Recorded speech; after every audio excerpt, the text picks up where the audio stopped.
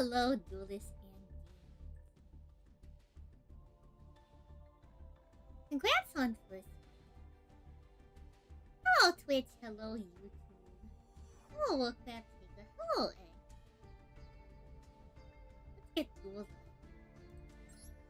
Wait, is maintenance in an hour? Oh, shoot. Yo, this always happens. I feel like the sun will rise.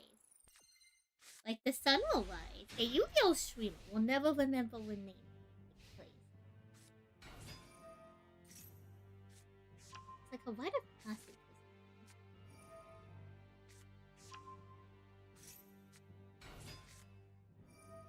Don't worry, chat. Surely there will be plenty for us to do.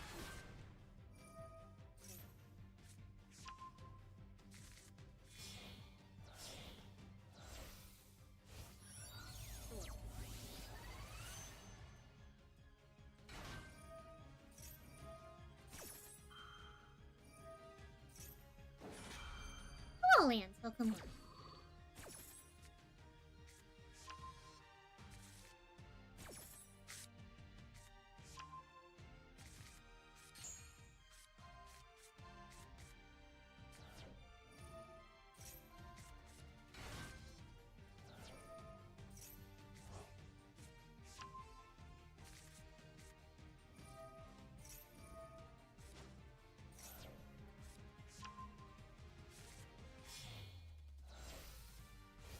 Hello, Tully. Cat, how are y'all today? How has your week?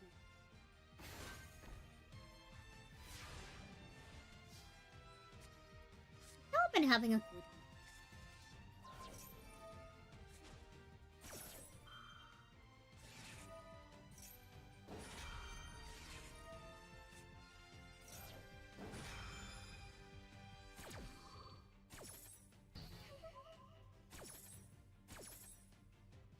I hope y'all have been having a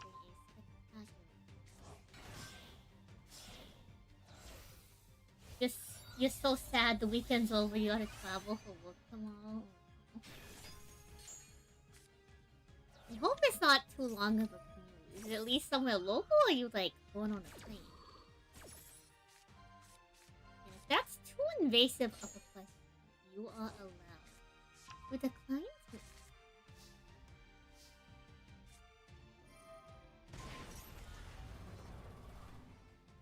I'm just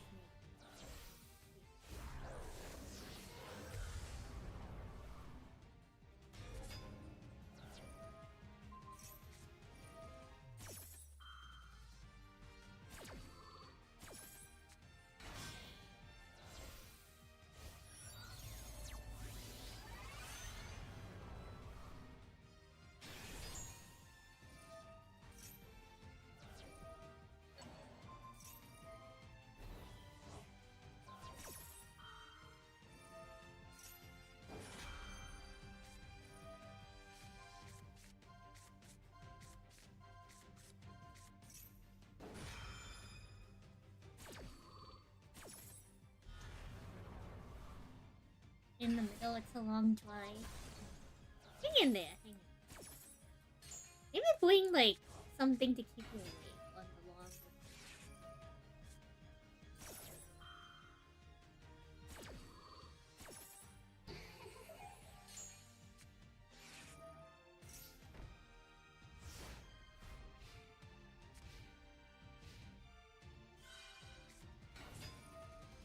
So today's agenda is yapping. And then, of course, we always gotta do some routine desk cleaning. One does.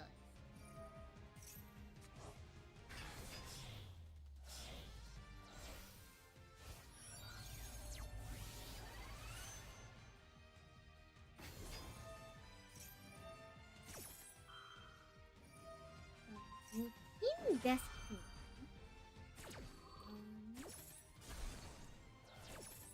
Yeah, I mean, that's pretty much. That's pretty much.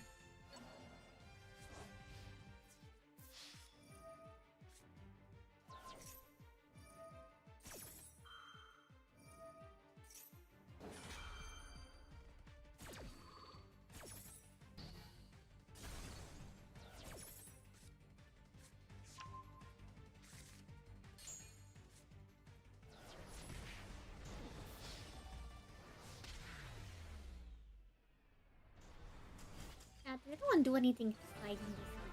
I did see my Nakama for the first time in a hot minute.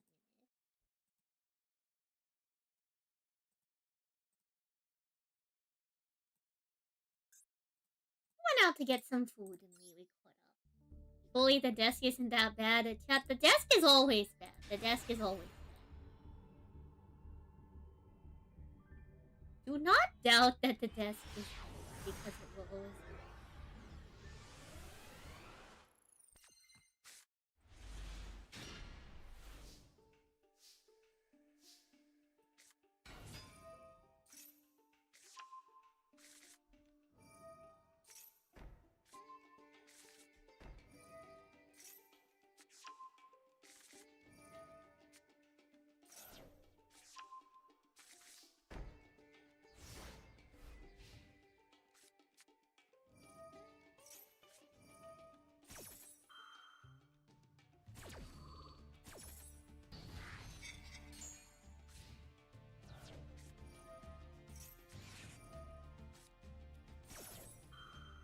Surely, chat. Surely one day we will get the desk.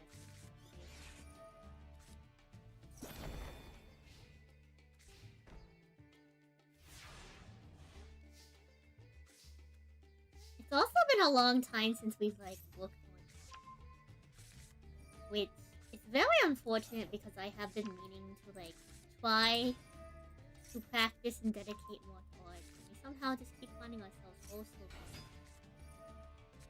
very unfortunate.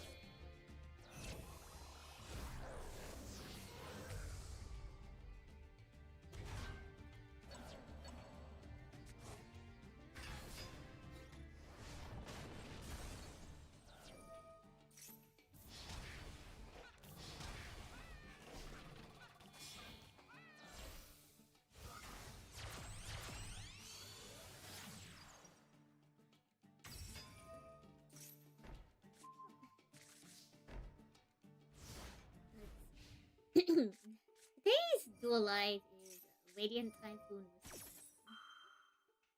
Pretty standard.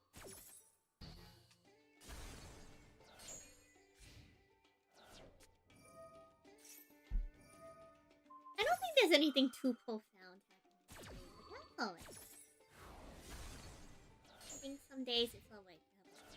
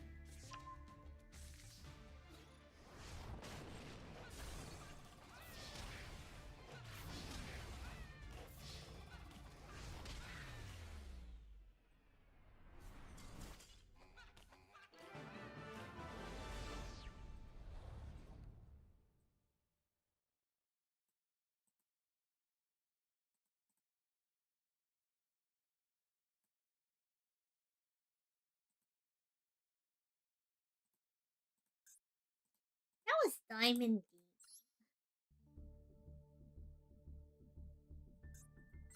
It's been a hot minute since we've like had a lot of food. But that's okay, chat. Surely our schedule will ease out in a little bit. We're gonna have exciting collab with me coming up soon.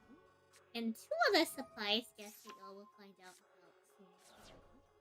But we're gonna play a variety for the first time in a hot minute. We're gonna be playing Peak with Nick and Flay in a couple of weeks from now. So look forward to that. We did conclude the polls for Lobster Week activity in the Discord. So the theme for this year's Lobster Week has been voted to funding money to one, fix the sewing machine, and then two, voting between chat as to what our cosplay character. Yeah, a non-TCG game. Very few and far between. Rarely does that happen. Rarely does that happen. It almost makes me want to boot up some lobster. Am I ready for Roland and Masterful? I don't even know what Roland is. But hello, Zop. How are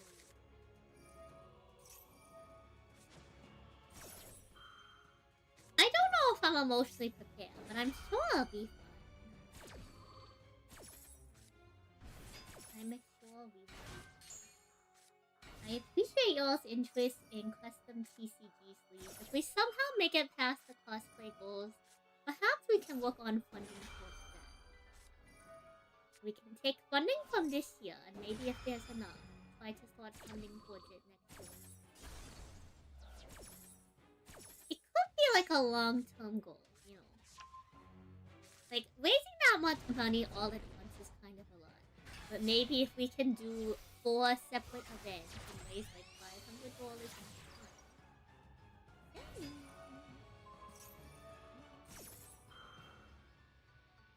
Surely we can figure something out.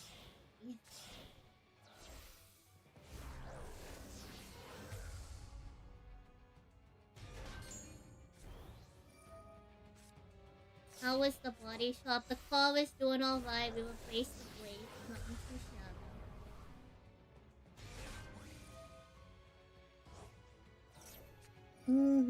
The lead thing. Well, okay, so I think they said they were. I think this next upcoming pack is like what the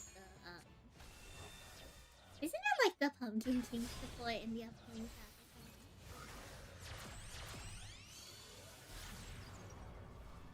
Right, they have the new Pumpkin King support, which I don't know too much of. Y'all know me. We have like 3 zombie decks. Is it just 2? We have like 2.5. 2.5.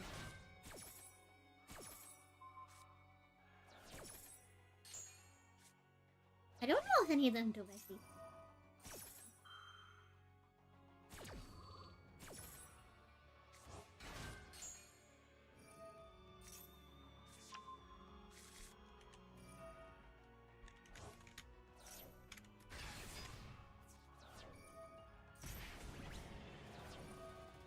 Thank you. Gotta make the most of the members.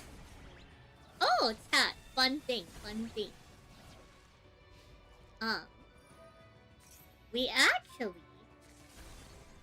We have... I don't know if they're working. Chat. Twitch chat. Someone in Twitch chat maybe... actually, maybe I can... So... We are doing something...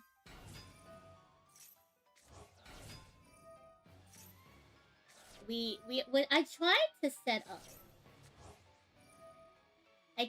set up... the YouTube alerts.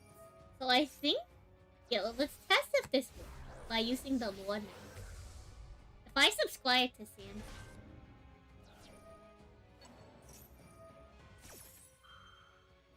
Is it coming up?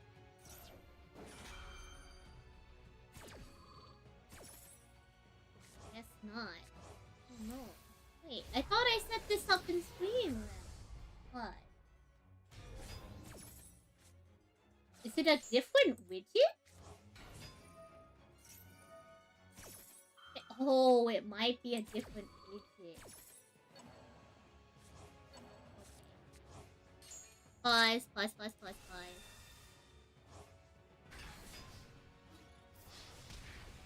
I'm gonna call this one a YouTube alert.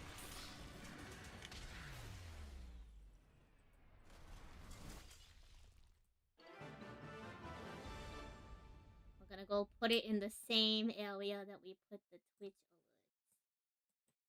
And then let's see if this works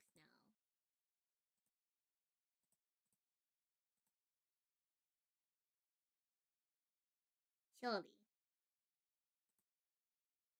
Surely it will work now.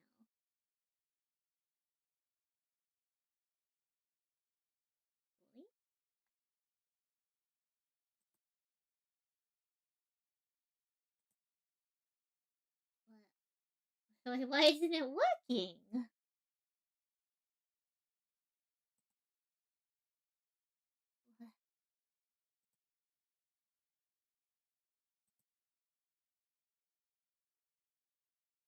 Okay, I didn't need the second one.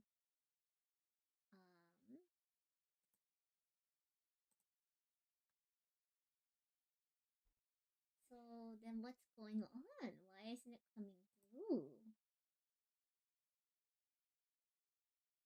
Alert.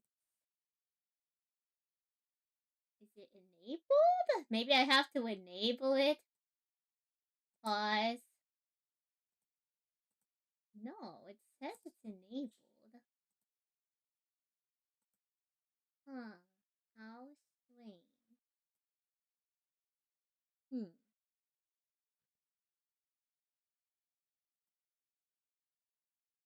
Hmm. How strange. This is so strange. More. Yeah, we're cleaning the desk again, but right now, so like, I thought I had properly. Oh my god, plan? Yeah, I guess it really is me. Oh, Dino, welcome, honey. Hello, Tony. Huh? Hello, welcome. You summon pot of weed, you summon pot of weed. It allows me to draw 3 cards. How goes the life rules? I think we're about to lose the life rules in a second. Because it turns out there's maintenance. So we're clearly gonna find something to do in the meantime. But what I can't quite figure out is why our YouTube isn't... I can't quite figure out why our YouTube isn't like loading alert.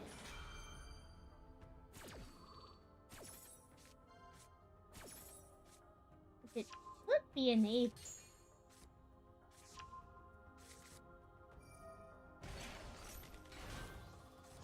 I set it up. And I thought I tested it up.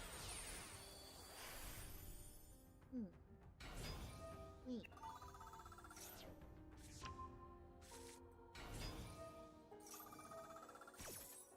Oh, wait, Angel. Oh, Santia, how am I in the infinite donut? The infinite donut is...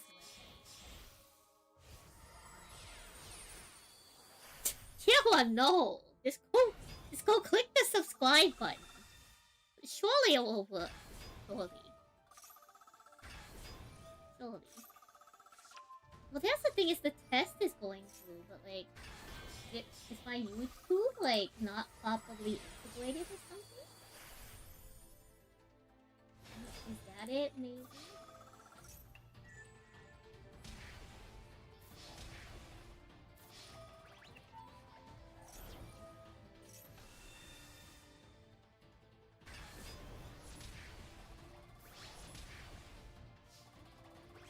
No. When I click the YouTube, it goes to the, like... Oh, for the life of me, I can't figure it out. Oh, Eric, welcome on. Yeah, I don't know. You tried subbing it? Yeah, I tried doing it too. I don't know why the alerts aren't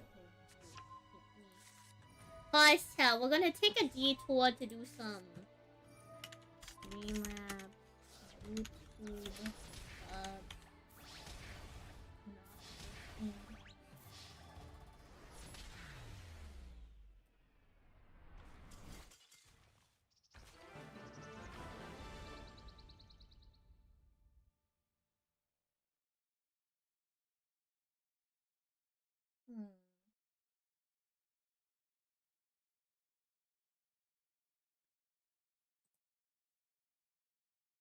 Hello, Blueshin. Welcome on in.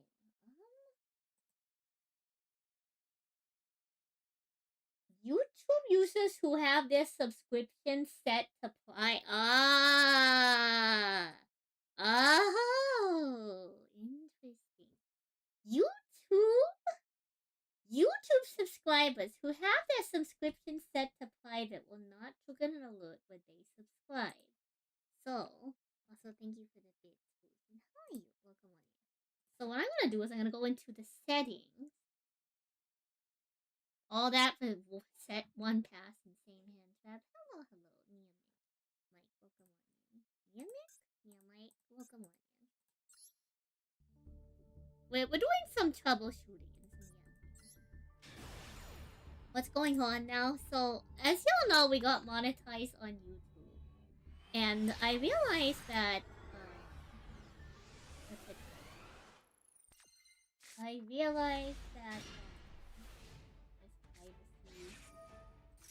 may turn off keeping subscriptions private. So I realized that like so unsubscribe, subscribe. How about now?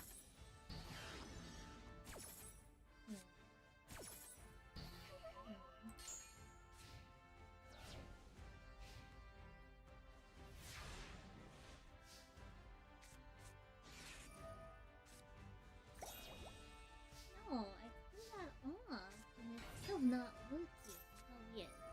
I'm trying to troubleshoot YouTube alerts. I thought I set those to show up, but they're not going through. I'm reading right now like a bunch of different ways to troubleshoot.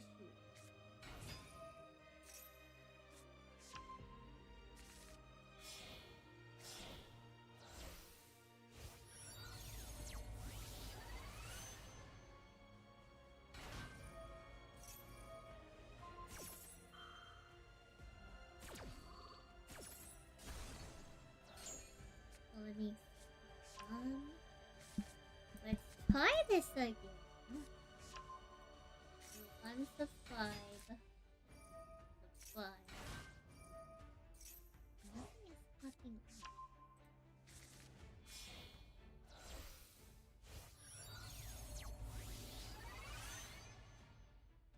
Wait. Hey, wait a second. Did I test that or no? That might be a real one. Oh, okay, yeah, there we go. Okay, it's working. It's working. There we go, chat. We've done it. Now, if you YouTube subscribe, we will be able to see you if your subscription is not private. And we will now be able to see all the alerts from YouTube Super Chat and similar. Oh, I see. Did we do the donut stream yet? No, that's going to probably be... I'm trying to remember if we're doing anything next Sunday, because I think I want to try to play India West.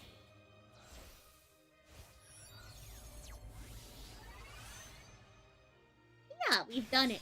We've done it. So the YouTube alerts should all be set up now. Not every single sub will come in, unfortunately, but it is.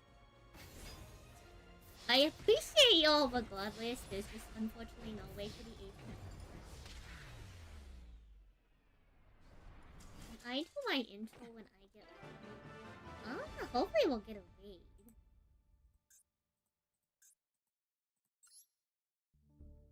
You're trying to see me make a Flying Dutchman, Boga? I'm sorry. I know I very much hyped this up. Oh, great. Thank you for the follow. You didn't play Cool Tune, but you know their combo by now. Too many players follow the meta. Okay, I'm gonna be real. Sometimes even when it's a meta deck, I don't know the combo because I just don't pay attention. Mainly because it's massive. I think if I was playing paper, I would know their combo because I have to pay attention. But because it's massive, I can turn my attention.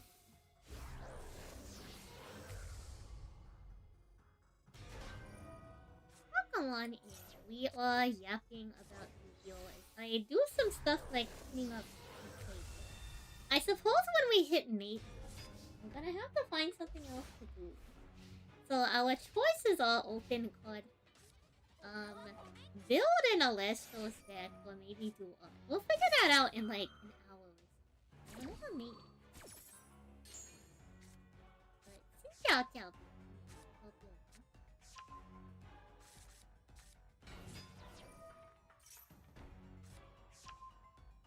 So YouTube alerts are all set up. Yeah, I mean like nothing crazy.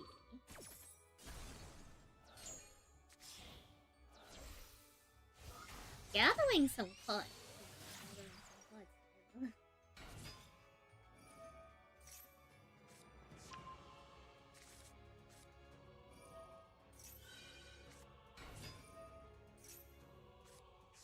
Okay, you know, I will say that, like, all the Blue Eyes player has to do from this position.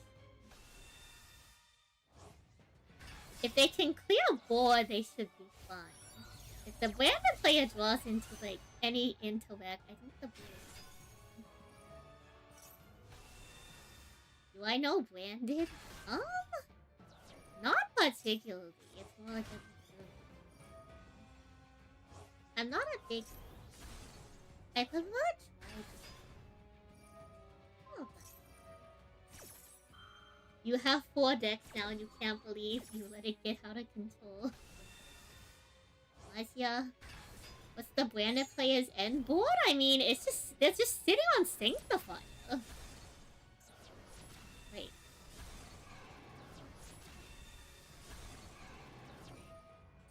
Yeah, like, I mean, all they had to do was just feed into the board and win. It just came down to, like, if there was a real interact from Duelist A, then maybe they could have stopped the board A.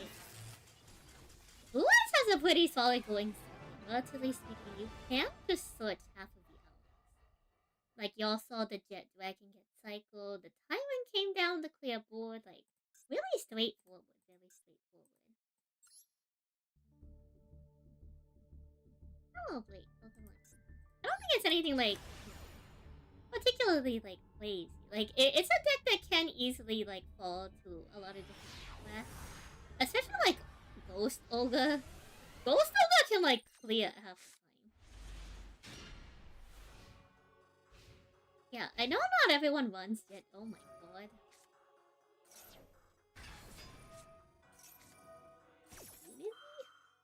Kinda sick of this.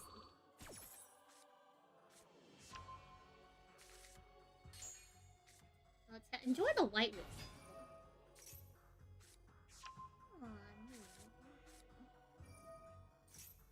Stay hydrated. I will hydrate.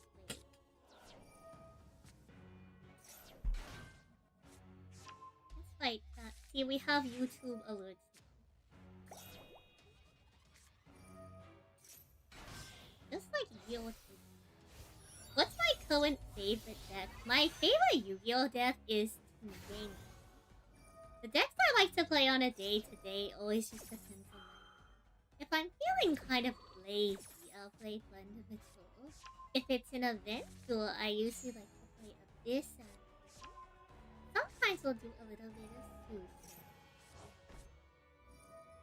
If I'm feeling like a little bit off meta funky, we can do a little bit of Super Quantums. If I don't know the meta, it's really hard to play Police, unfortunately, but I do like the cat.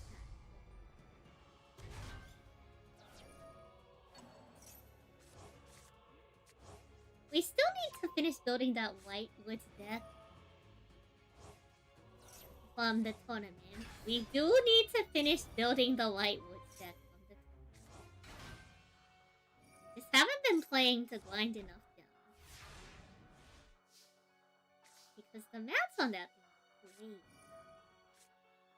great. But it's fun. The Medulla is so my way.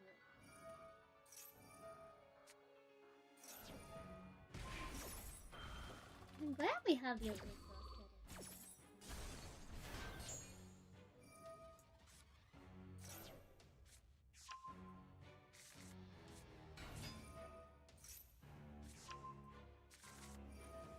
Oh, then what's the one? So, like, chat, like, what does Ragunity even do?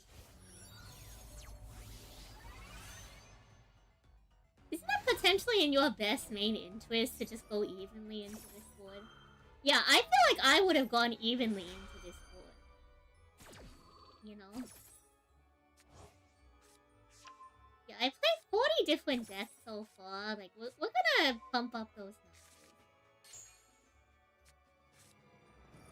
Like, I don't know why you didn't just open on the double, like, evenly. Am I matched evenly? I have a royal evenly. Though I will say, sometimes my opponents are definitely winning. In this case, who knows what's going on? I will say that, like... I think Duelist A should have just gone double even.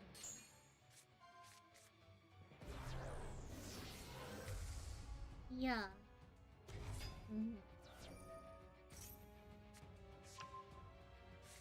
Oh, hello, Yakuzi. Welcome on. Oh, thank you. I know a lot of y'all, like, want to know, like, when the next tournament will be. I know y'all always want more TCG tournaments.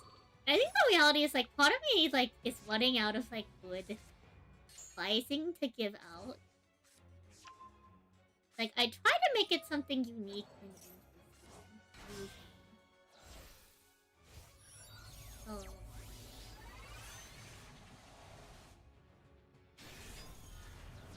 Are they Diamond 5? We'll find out. I don't know if this is... So, the Dragoonity deck makes me think that this is Diamond. How the Whitewoods player was playing makes me feel like this is like low Masters. Do I enjoy learning a new deck or is it cumbersome? It depends on the deck. So, for example, I'm not a fan of... There's some decks I like to avoid.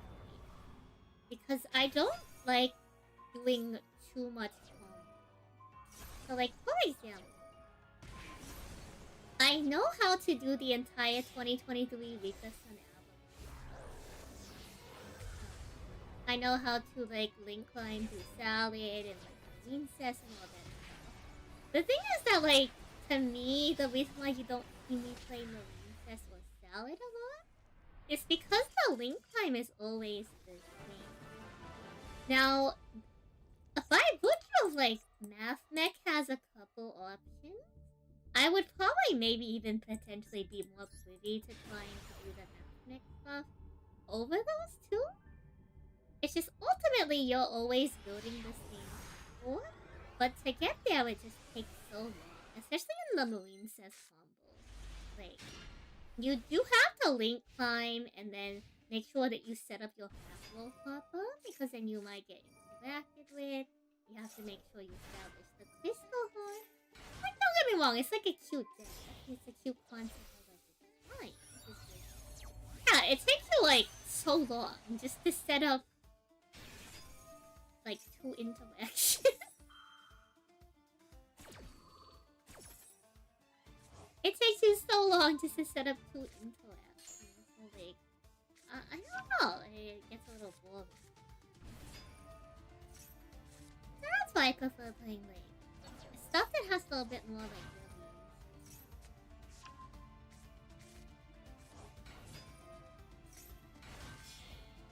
And don't get me wrong, I understand that there are optimal onboards to some strategies, but I do like decks that have a little bit more complexity.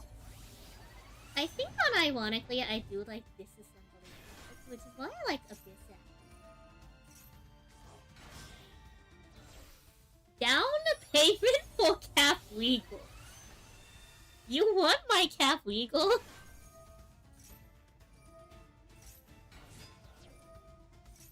You want my number 44 out of 9 Cap Regal? You know, it has a double foil. I'll take your proposition for trade into consideration. Especially considering that you will also be opening some Ethereum. I'm in the market for a Stella Apollo.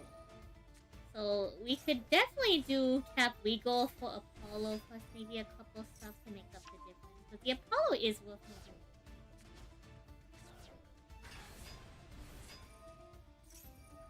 Yeah, the Stella Apollo. I'm also potentially interested in Stella Keel because she looks really pretty.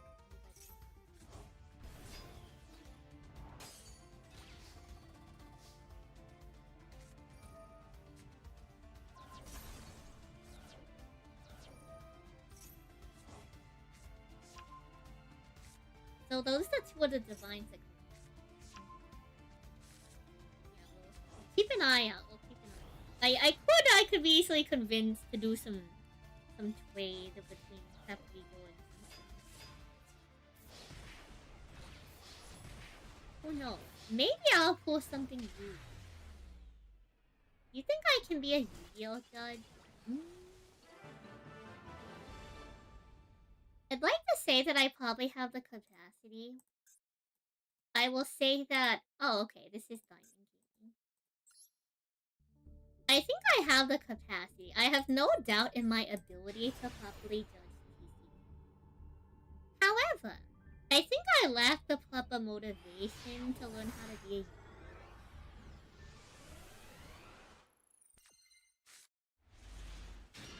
Is this true? Cap Legal can become old news. Potentially. I think there are other water strategies that can be stronger. I think it's like solid. I think it gets eclipsed by Locagon. Like, I think on release it was already eclipsed.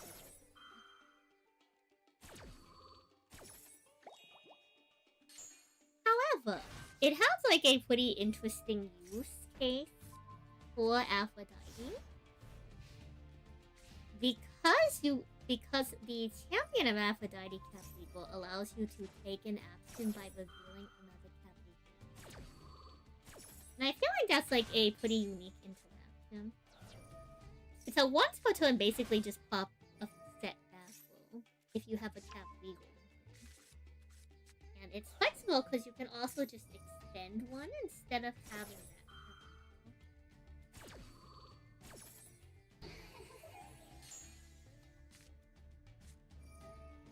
Oh, this is nice. Yeah, I mean, in terms of TCGs and judging, I think there was a time where I had moderate interest in judging a couple TCGs, and I have like informally judged a lot of events, and I have done judging for those events.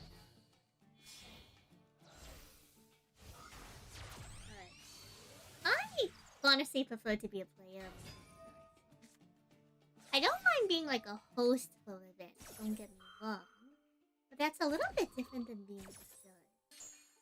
It's also like the added issue of me not being able to play IRL Yu-Gi-Oh! For reasons that anybody who attends IRL Yu-Gi-Oh! Events should obviously know.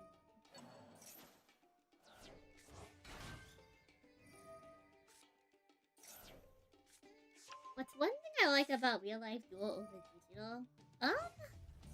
Particularly in a lot of games, I do like being able to psych out my own. A lot of the decks that I play tend to be a mid-range control that keep up pretty high power. So being able to swing the odds in my favor and being able to gauge whether or not it is a good time to go in has always been fun. It's why I was a really good red-green player back when I played One Piece. It's because I could easily find out in certain game states whether or not I could go for a really risky like push to win the game. Now, a lot of game states where people would probably call it way too risky to go face and try to end, I can usually judge whether or not I can, like, whether or not my opponent actually has the advantage or not, and counter with them. So that was kind of fun. I think similarly for Alestrals, the appeal is, so when I'm not, like, competitively playing Alestrals, and even sometimes when I'm competitively playing Alestrals, my favorite thing to do is actually to play silly decks. I'm the master of the 5-card combo. So my favorite thing is to resolve a very, very, very, very very complicated games. And a unique condition that, like, in most cases, people would just say, who won, who plays that card, and two. Like, when would this game state ever happen? Now, here's the thing. It might be a 5-card combo, but if I get it off, then clearly I've won the game. And the reality is, a lot of the time, you're not waiting to see it. You're setting up the game so you can flip it.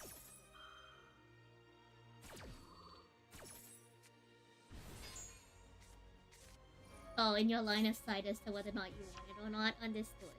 I mean, I have a couple of other Stellas too. I wouldn't mind doing like a... I think a Divine could be worth 2 Stellas in a trade.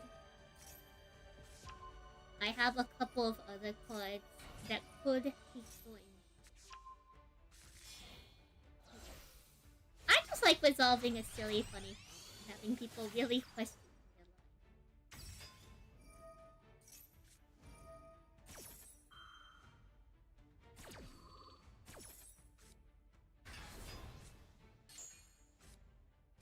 Oh, wait. I think... Oh my god. Oh my gosh, wait. Chat, pause. This is important. I think Streamlabs combined the chats. Oh my god. Chat, I think Streamlabs finally combined YouTube and Twitch. I can hide the Twitch chat now, I think. I mean the YouTube chat. I think I can hide the YouTube chat overlay. I see Thousand Eyes in the other chat side. So, yeah, this is big. Yeah, this is big.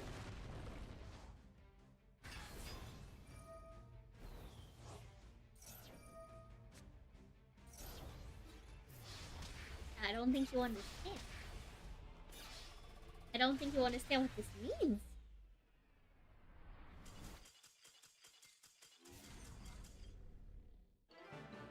I hope you get lucky with your first card.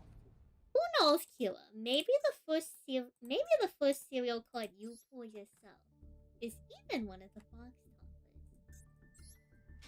So a big appeal for Shattered Stars in Alestral's chat is it is like very much a collector.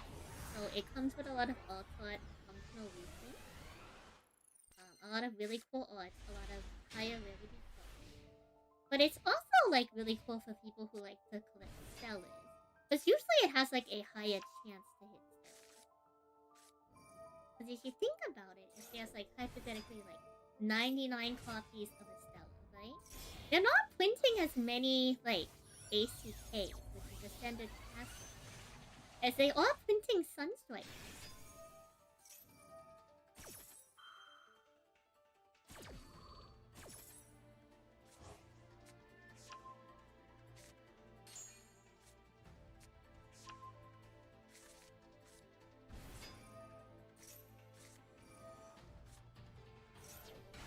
I don't know why the YouTube chat is coming out, although like it might still be better to have it split. I wonder if I can like... I wonder if there's a way to do that. I think having the 2 separate chats. If I was John Konami, how would I design a new steam mechanic?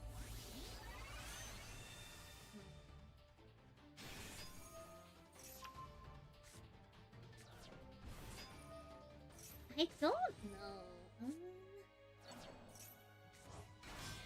I feel like any new summoning mechanic would just be an extension of the current.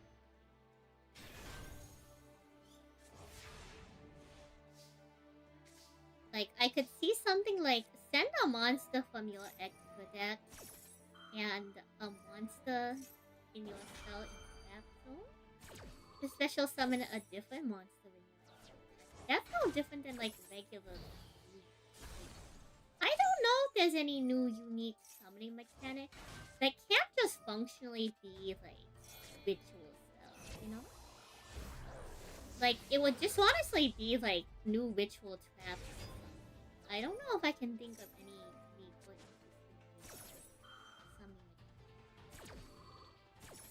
summoning mechanics.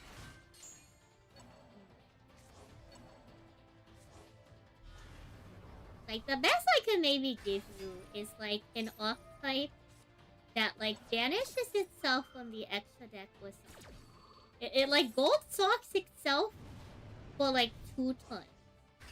Well, gold socks itself, and if you want to summon it, you need... Ooh, okay, it's like ritual summoning, chat. It's like ritual summoning without the ritual spell. First, you take the monster in your extra deck, and you banish it face up. I don't know if there's going to be a restriction to if you can do this at any time, right? And then what you do is you have to have monsters on the field of equivalent level to the ritual summon. So like it's like a fusion summon with extra steps. Kinda. Like a contact fusion with extra steps. But the thing is, like, functionally that's no different from a regular contact fusion. So I don't think that's unique. Like, it would functionally just, like, yeah, you know what? No, that's not unique enough either. I feel like there's already cards that do that.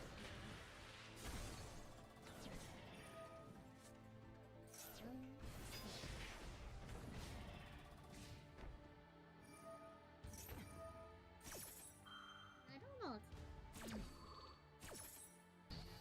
Like, a ritual without the spell. Like, isn't that just a fusion summon? Isn't that just a contact fusion or a single summon? Like, I don't know.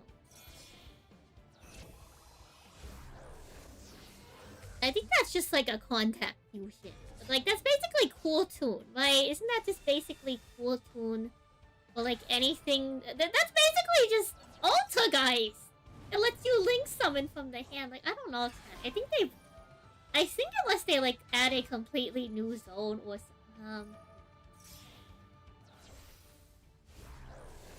Maybe it's a monster that puts itself in the... Okay, this is a little bit more unique. What if it's a monster that puts itself in the field stuff? And now it's the ritual without the spell. And that's it. If you really wanted to make it a new summoning, you just give it a new fancy border. And say that something this occupies your... It's just pendulum, but not. You just put it in the... You put it in your field spell zone. And it does something. To summon it onto your board. You know, and if not, it's just a spell card. And then it goes face up in the extra deck, just like Pendulum or something. Even then, like, I don't know. That's just fusion, contact fusion with extra steps. Like, I think Konami has legitimately exhausted, like, every unique type of summon. That isn't just adding a completely new mechanic. You know, it's not...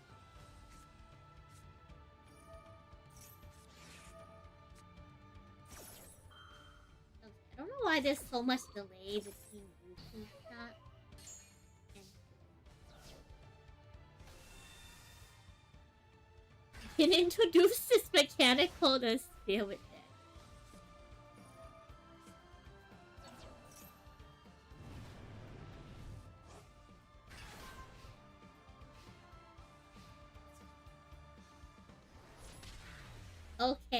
Okay, hear me out. Okay, I got it.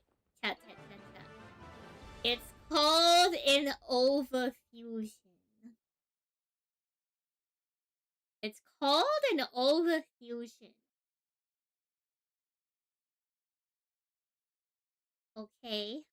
It requires an extra deck monster. You can only run one overfusion card in your deck. It takes up an extra deck slot. Right?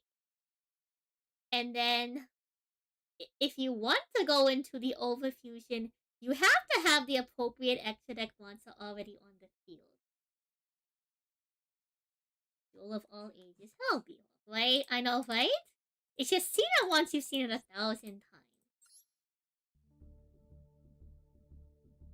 And it just makes the same monster, but like upgraded. There we go. Easy. And then Konami expands the extra deck an extra 20 slots. So if you have functionally 19 in the extra deck because everybody's using one spot for the overfuse. Clearly. So it must use a designated monster for the material. What kind of Ben 10? Hello, Shadow Spectres. Welcome on. Hello, Vader. Oh, yeah. Hello, hello, hello.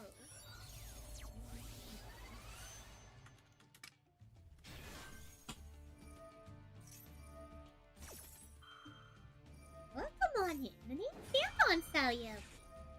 Samson for short. I play Yu-Gi-Oh! Master Duel, the one TC. Was a world competitor for a card game called Alert. Sometimes I do or we really like going. And today we're watching Duel Live before maintenance fun. And doing stuff like cleaning up the ground. Hello, hello. We're doing quite spectacular. How is it clean? Vin, thank you for the head comments.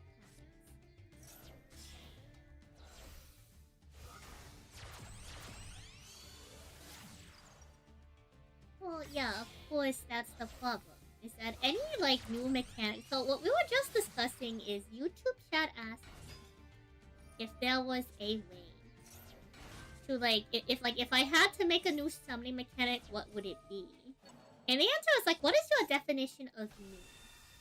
So, like, if I wanted to introduce, like, a new mechanic to just summon something in general, I think an interesting archetype would be, like, maybe, like, a fusion or extra deck monster that banishes itself, and then uses monsters on the board equal to its level to summon it. Kind of, or equal or higher to its level to summon it. Kind of like a ritual summon.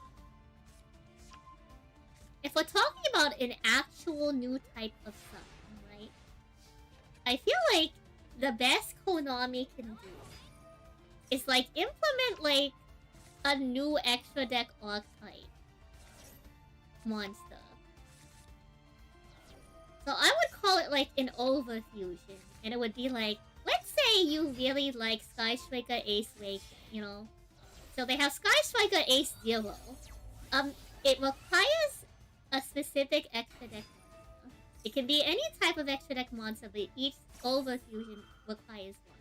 So let's pick Ace Zero, right? If you wanted to overfuse Ace Zero, you get to want one overfusion in your extra deck. So Ace Zero's overfusion could be called something like Sky Striker Ace Infinity. Or something. And so you would have to use Ace Zero on the board to go into it. It would functionally be like a Link summon, essentially. And then it would just have a bunch of extra effects, and it would, like, look cool. I feel like that's, like, the only thing they can really do if they want something that is, like, completely unique. I think if you just want, like, a new special type of summoning, I think a ritual-style summon without the ritual-style could be, like, I told you, a monster that banishes itself from the extra deck, and then requires certain monsters in its archetype to be tributed to cast it from the banishment. I think that might be. But all in all, like, I think Konami has really, like,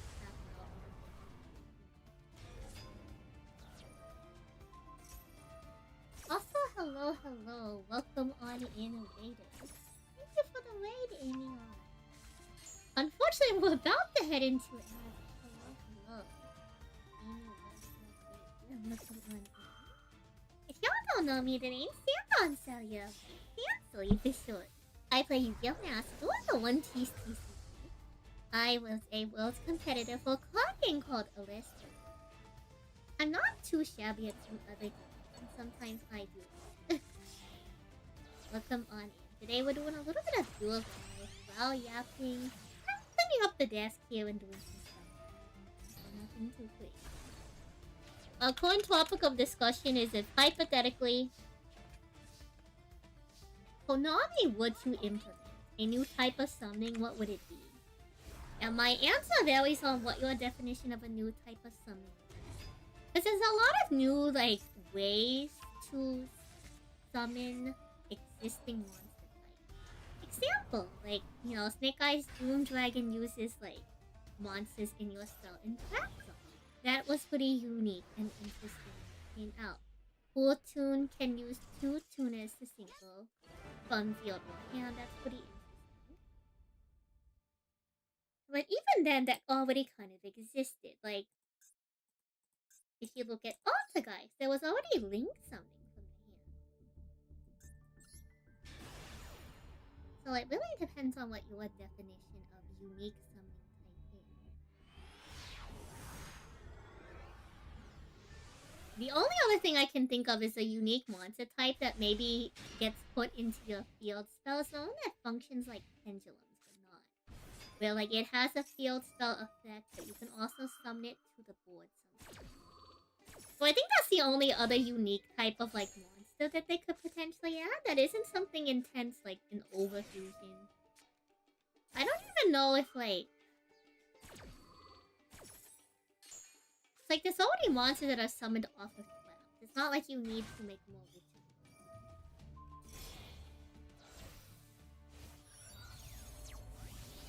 But it really depends. Like, I feel like in the case of the overfusion, you just expand the extra deck to 20 cards. And you limit everybody to, like, either, like, 1 or 2 overfusions per deck. So that it doesn't get crazy.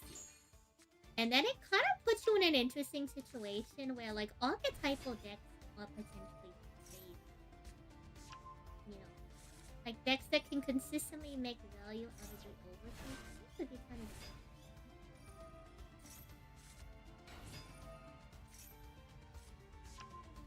Would I support a trap subtype that can be played without... I mean... There's already precedents of cards that can be played from the hand. Monsters or spell summon? I mean, don't they already kind of do that? It's kind of like monsters at a trap.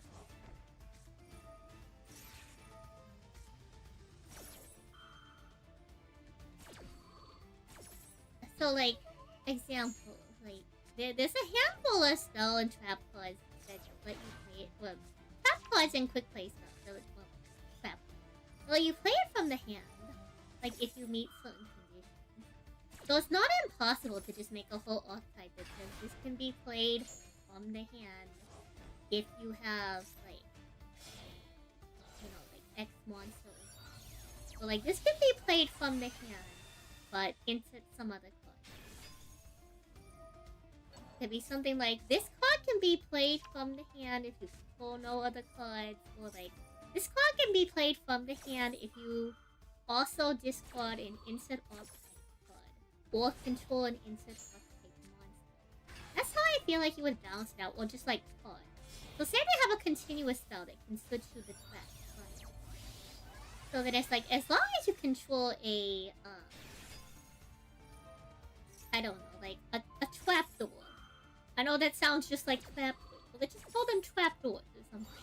If you control a face-up trapdoor card, you can activate this from your hand.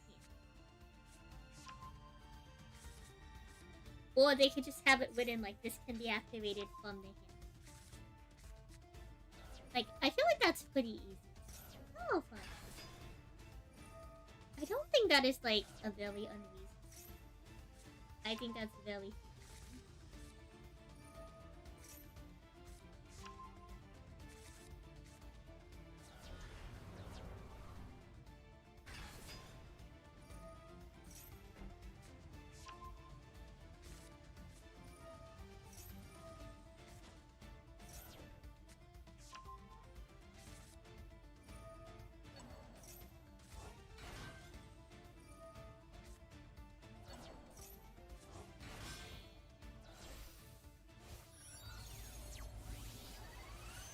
Follow Amy's chat or you're mousing you with a shoehorn understood.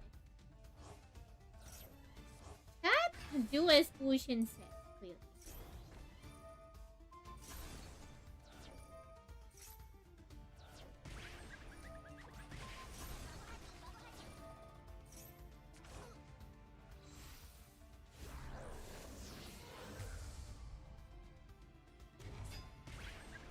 support me. They do support me. Alright, here comes the Nibiru. There goes the bell. And so yeah, like, welcome back from ads, by the way. Like, fundamentally, like, there's not too many unique mechanics that are left in the game. And again, this whole question just comes down to the hypothetical of, like, what you consider, like, a new summoning mechanic. Do you mean, like, an entire new monster archetype? Or, like, do you just mean, like, something that hasn't been done? So I think it's really easy for them to implement stuff that hasn't been done before. They do it all the time. They did single summoning with tunas. I think they can easily do stuff like, you know, test that. Also follow Shadow.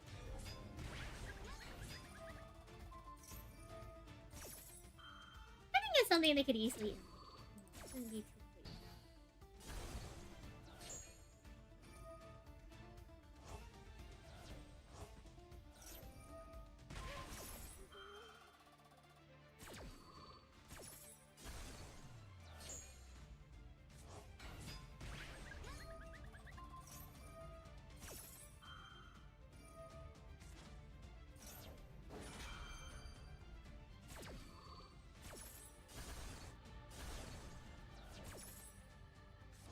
I don't know, chat, if you had to implement a new type of summon, what would you do?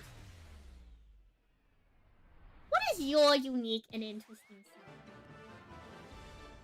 More chatters and followers means more Christopher pursuits. Exactly. Spirit and Gemini before. Okay, chat, like, I've never actually seen, like, the Spirit card. I guess they could do something similar to Gemini monsters. Like, they could have, like, Gemini versions of extra deck. Hello, Steady. Thank you for the sub on you.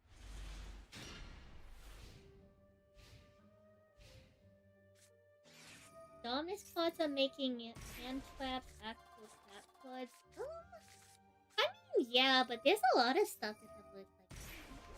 Like, I don't disagree that the Dominus cards, like, play similar to what you're trying to describe. I think it's also, like, this isn't a new question. It's happened before. A couple of spirits were super playable. Okay, so hear me out, chat. Hear me out. This is the new monster type. It's an extra deck version of Gemini monsters, where it has 2 different levels. You can normal summon it from your extra deck as a level 4. And when it's on the board, you can essentially single summon itself. They're like Gemini singles. So if it's like a tuna, right? If it's a level 4 tuna and you have a level 3 monster, you can make it a level 7 by sacking the non-tuna, or vice versa. If it's a regular monster, you can sack the tuna. It will count as a synchro summon. It will summon itself again functionally and then give it its effect. Hello, me. Gemini was bad because they had bad cards at purple. But yeah, so functionally, you could do Gemini monsters from the X.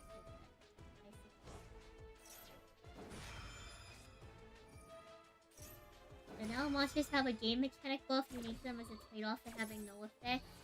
Fusion? They already have that. It's called Time. Your brain? Killa, it's not that hard to understand.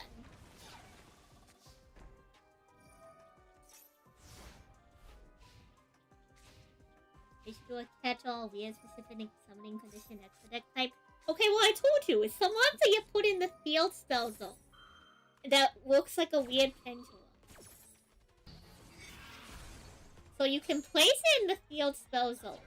And if you want to summon it as a regular monster, it's functionally, the field spell is functionally a ritual summon. So like, to summon itself, it's a ritual summon in one card, okay? It's a monster you put in It's a 1-card ritual summon. It's a monster you put into the field spell zone. And once it's in the field spell zone, you activate it so that it can ritual summon itself. Easy. Easy tech. It's almost functionally no different from like an extra deck one.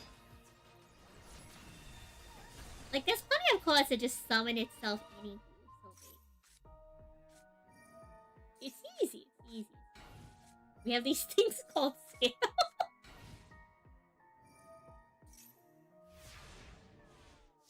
And trap with summoning after effects. Like, I'm telling you, chat, Konami has already figured out, like, a lot of, like, the more interesting. Like, I don't think there's, like, much we can really do.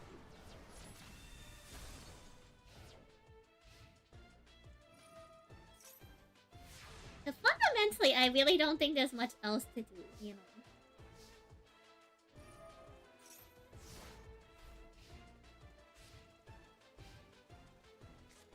Like, they've almost done it all. Imagine if Fandango had a Link one. No, the game isn't dead. I'm just saying that I don't think they need to introduce a new summoning type.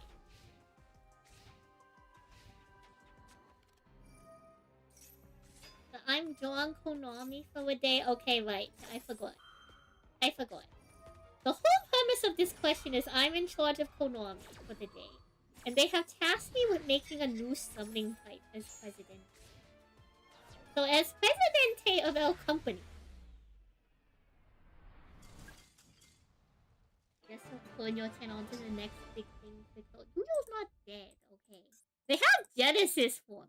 It's fine. Surely Genesis will save us.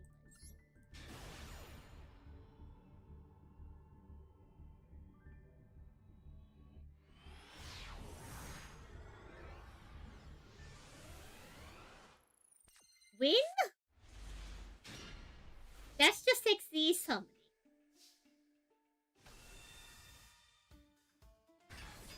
Apparently Melfi is making waves in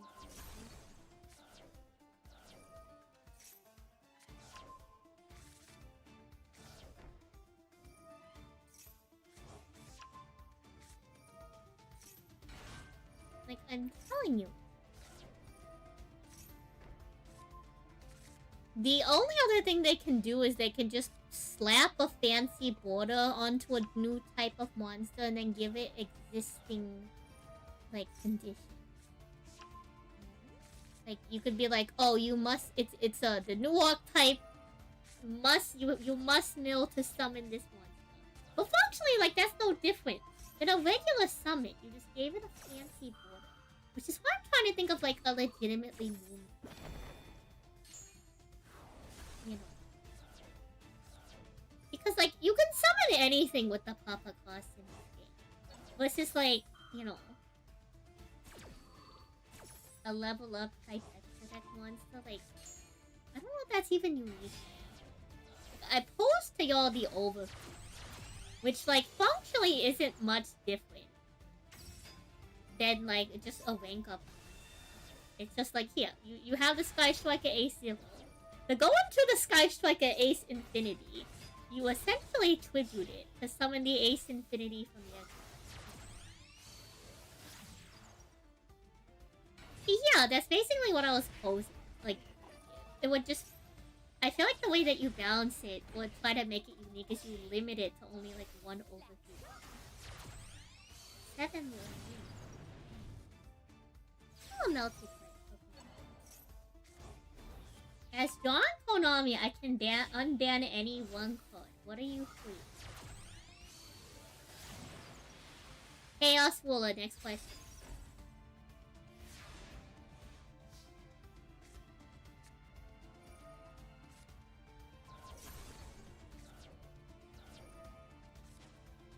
Tap, the Pika Dragon can be free. We can be tapped.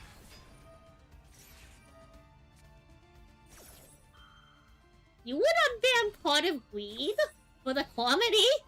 I mean, I guess if you were the president of Konami at the time, unbanning Pot of Greed would... I don't know if your approval rates would go up. I'm not. I choose Roller, yes. I choose Chaos. Next place. Next place.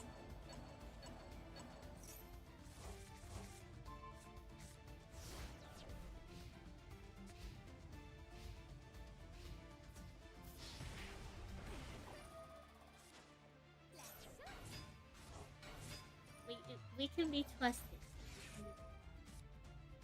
Totally. Totally.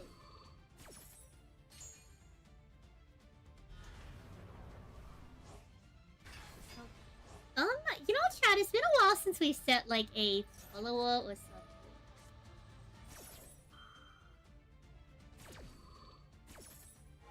Your dad... Did your dad leave a cigarette for milk? I hope it was for milk. Yeah, it's been a hot minute since we've set like a sub or follower. Did we set one of those tabs? 900,000 more years, Sky Striker. Oh, hello. Welcome on. Nash's Gaming. Also, chat, like, again, shoutouts to Ryan. Going undefeated. On Strike.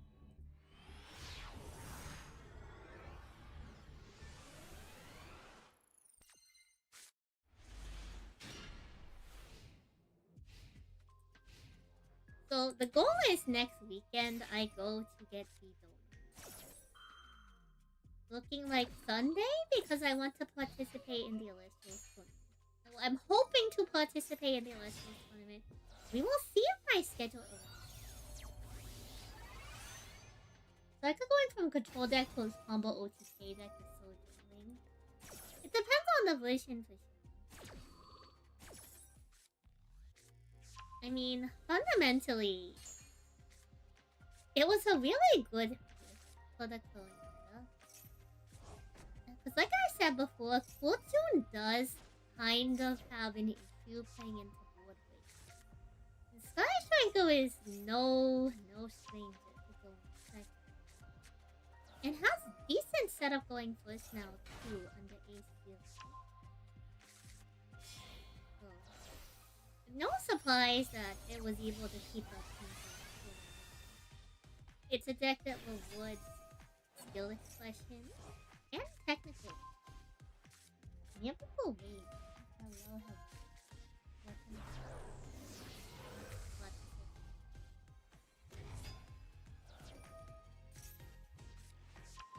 I don't know, chat. If you had to implement a special new summon type, what would y'all? What kind of new, unique, and interesting summoning? Okay, here, I have a new one, chat. I have a new one. Maybe. They're called like tribunal monsters or something. And they require you to have one of each card type. So you need to have like a trap, a monster, and a spell. And you send all of those to the graveyard akin to like a fusion summon.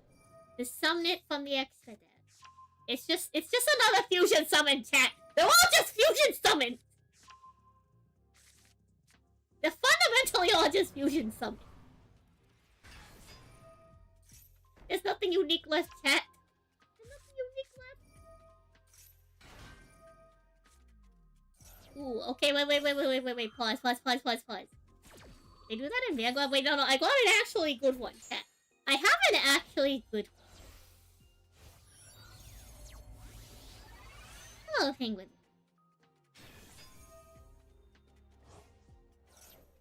I have an actually good one. It is a deck that also mixes in with Link Summon. So it has the new extra deck monster type, or just monster type, right? And it also mixes in with Link Summons. And the Link Summons that they use link off your opponent's monsters. They're called mirror summons. And so it summons the card to your opponent's board And then gives you a token on your board.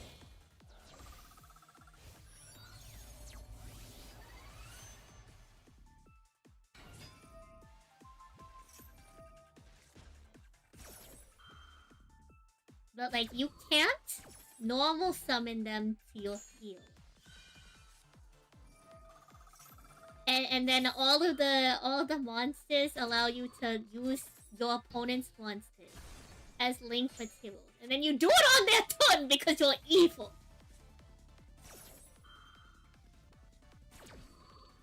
You like Miracle Raven? Oh, sure.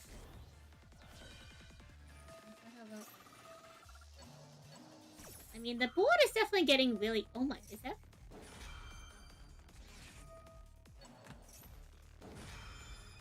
Oh my... Chat, no one summons them. Chat, no one summons Poplar. Holy. Yeah, they actually summon Poplar. Yeah, they summon Poplar! It's just branded. Okay, well you wanted a new summoning type. At least summoning type is just in a derivative of existing summoning type.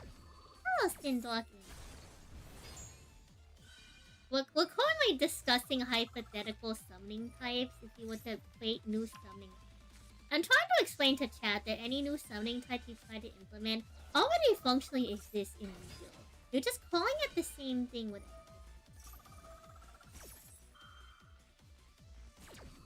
Okay, what if we do the mirror summon?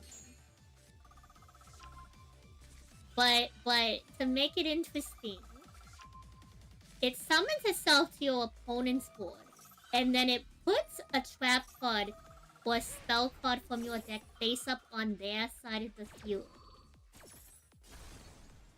And then your extra deck monsters can use those as part of the link material. Oh, Team Baylor, come on. You don't like your opponent enough to mirror them? And then they'll function like Mech Knights, where you can only summon them in roles that your opponents control cards, which is exactly why you're summoning cards to their field. This is the final game. Oh, chat, this is the final game. We have to watch Whitewoods versus Kamakiri.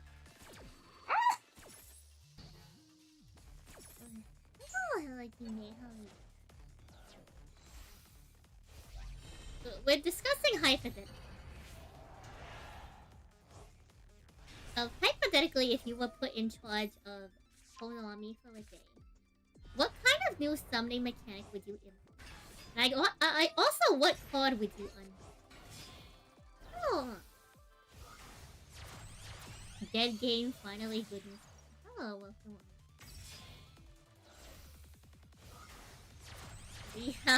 We have a Lestros coming up with you. So yeah, chat, give me your thoughts and opinions. If you are drawing Konami for a day, and you are tasked with 1, creating a new summoning mechanic, and 2, unbanning 1, what are your choices? Let me hear your thoughts in it. You're here for me and not Macedor. You know what? Spectacular. No one's here for you.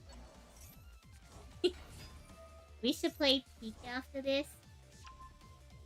Actually, funny you mentioned that, Team Bay. I have a Peak collab coming soon. With Nip, another Yu-Gi-Oh! Creator, and 2 other special that are with it. If Mitsurugi has no haters, you're no longer in this world.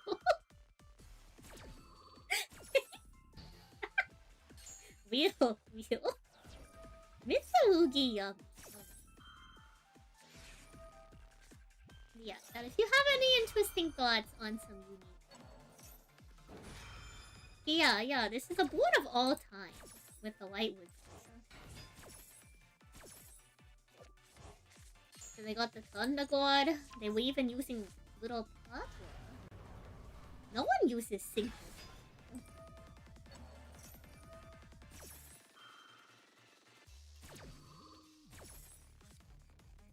Pretty interesting board. Pretty interesting. I think it's just about over. Chat, save a Macedol while you it's going to go. When you play, it gets interrupted, but when my opponent plays it. Hello, me.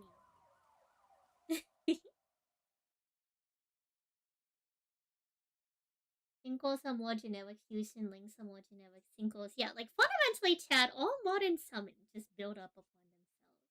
I don't think there's anything like you can add that isn't just like a retrained version of an existing summon.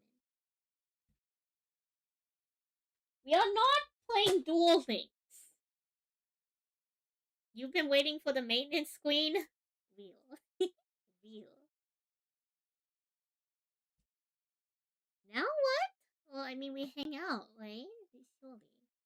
Surely we hang out.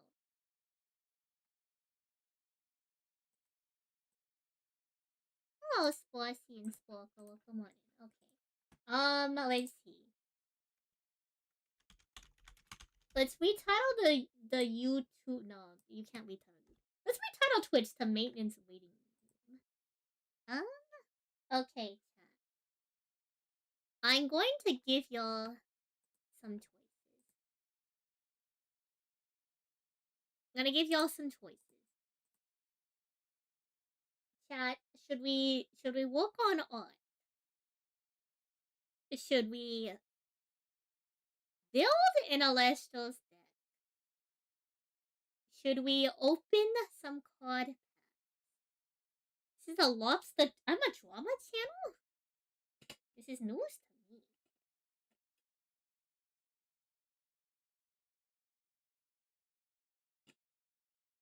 I didn't realize I was a drama channel.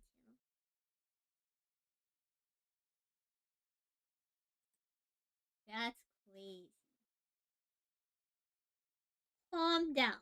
Calm down, chat. Calm down. Now, what do you think we should be doing? Also, potential side quest. Potential side quest. We could, like, learn a new TCP. You're going to cause drama? Killa. Killa. Come on.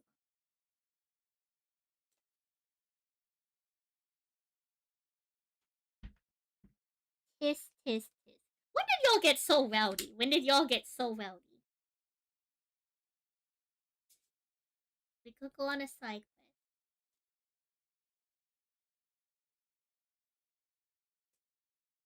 Let me know your thoughts and opinions.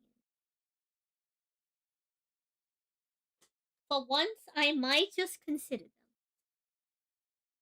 So, you know what? Like, chat, consider this a rare opportunity. Will you make use of that opportunity? I suppose we shall find out. But consider this a rare opportunity. What top is that I have always This is the average Yu-Gi-Oh! Stream experience. Like, yeah, clearly. Clearly, this is the Yu-Gi-Oh! Hyper Advanced Summon. You need 2 monsters of different summoning types. I look like a live 2D today? What do you mean I look like a live 2D? I've always been a live 2D. Except for the days that we have to... What do you mean I look like I... Yeah, I'm not that upset. I'm just confused. I'm alive! I'm alive! Look at me. I can move. I can blink. I have mouse shapes or something.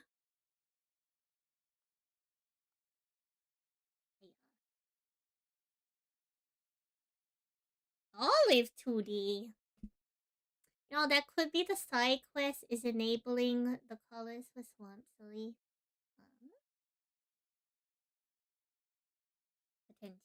There's a lot of different side quest options. Okay, so...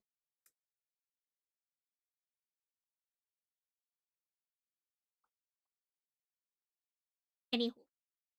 Chat, we have a couple of side quest options. So, the first side quest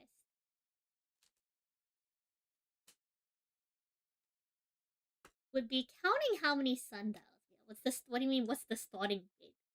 What do you mean? What's the starting bid? Peak?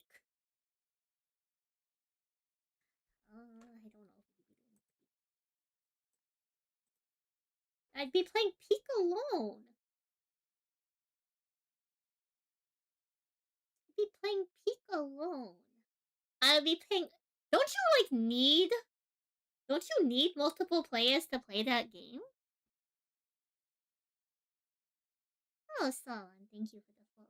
Don't you need multiple players to play Peak? I could be wrong, and I could be misinformed. Don't you need multiple players to play Peak?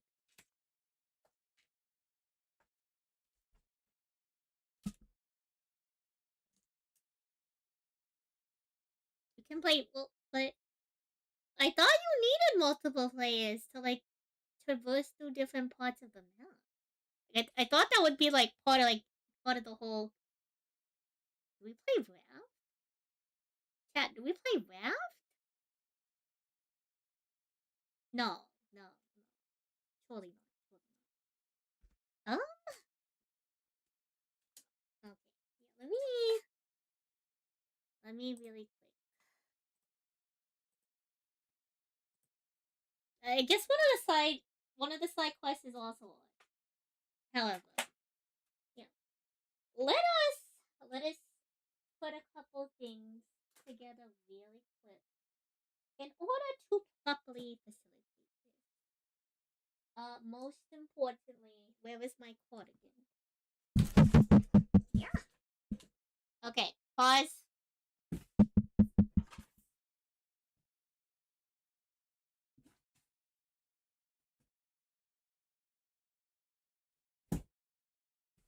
We're gonna throw on the hand cam or something probably, and we'll figure it out from there.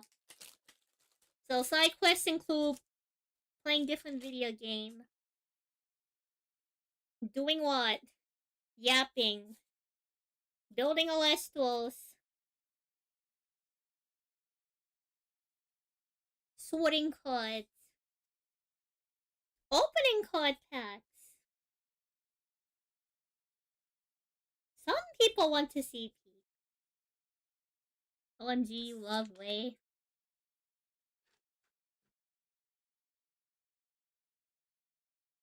Are you a Ray die chatter? Are you a Ray die chatter? What kind of packs? It's always going to be Alestos. Next question.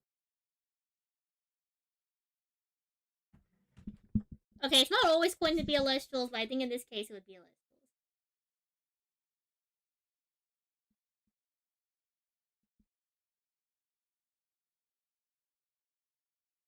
We don't have commands. But okay, we have a command channel. But we have commands on the channel, but I don't have like a list of commands because that's far too, that's far too advanced. Far too advanced. Far too advanced. Okay, let's go to the hand cam screen. Let me hide YouTube now that both chats have been consolidated. Let us not screen.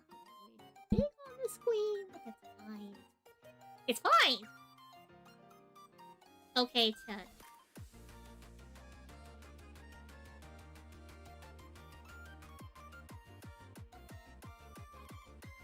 What are we going to do today?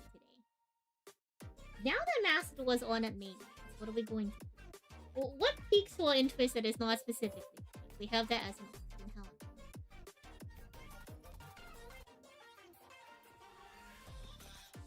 Why did you think of the rabbit from the Ghost Stories anime?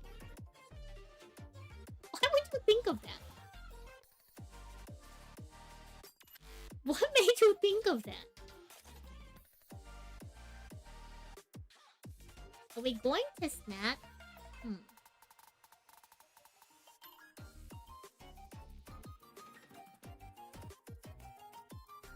Google it and I will.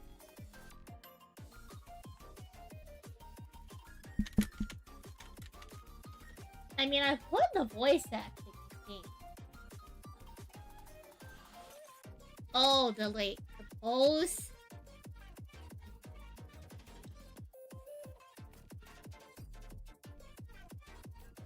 The pose, like the pose?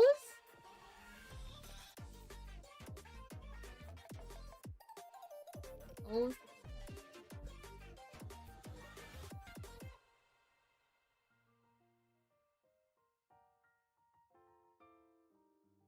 What if there was a sundial built like Jimothy? Sundials are already built like Jimothy. Do I have to grab one to show you? Guys, I'm gonna go grab a sundial.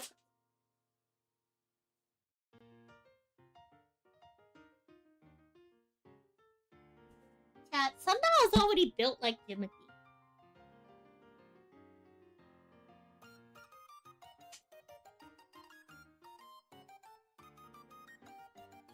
See?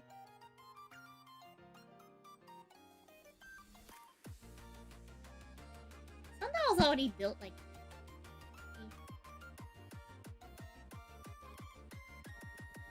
What do you mean Jimothy would want it?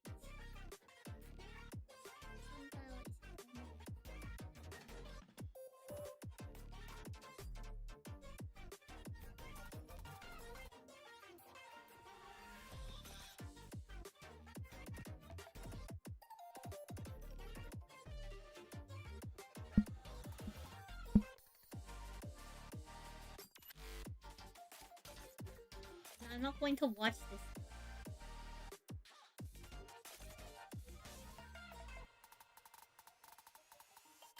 Let's make sure we have Yu-Gi-Oh! Up so people know that there's main.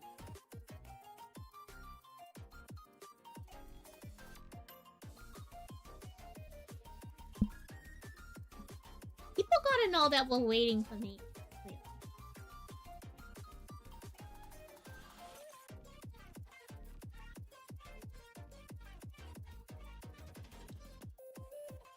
Oh yeah, do we have any strong opinions? Strong opinions on what I like to do.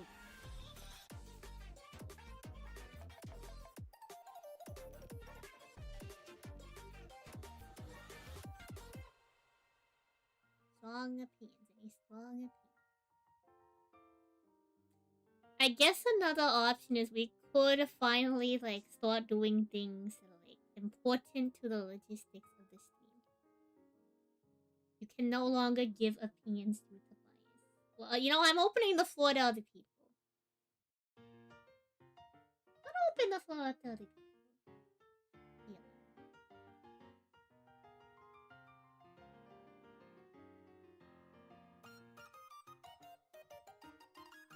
Well, his bias is that he wants us to do Celestial stuff.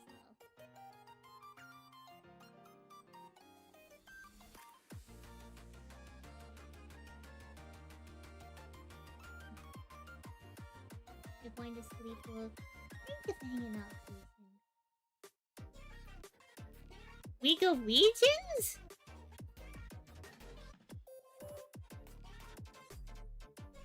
Oh, yeah, I mean... I wonder if Avi would love to play.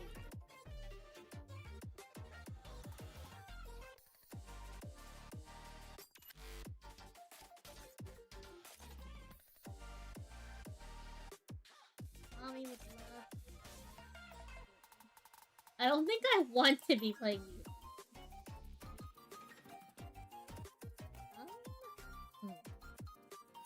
Is something self-contained? Have I tried out Wishbound? So I tried to sign up for the regional qualifier in Los Angeles. And it's sold out even down to the spectator ticket. Me and my Nakama tried to give it a try, but like, geez. Huh? Made me think that remind me of like when I used to try to sign up for One Piece. Like, that's a big part of why I fell out of playing One Piece is because I just couldn't get into any competitive event. It would always fill up way too fast for sign-ups. Yeah, and I didn't want to bother with the waitlist, because it's kind of a hassle to drive out to something I don't even know I can sign up for. And I'm not really too privy to playing side events Don't get me wrong. If you want to run side events all day long, that's how you make the real money. But I'm not in it for the profit, you know.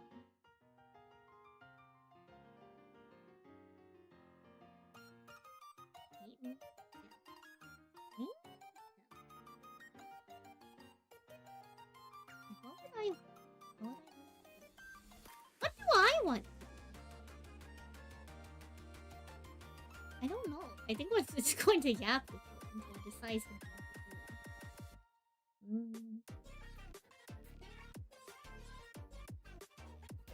Can we just change it back to the maintenance screen? Like this? Wrong one. Wrong one.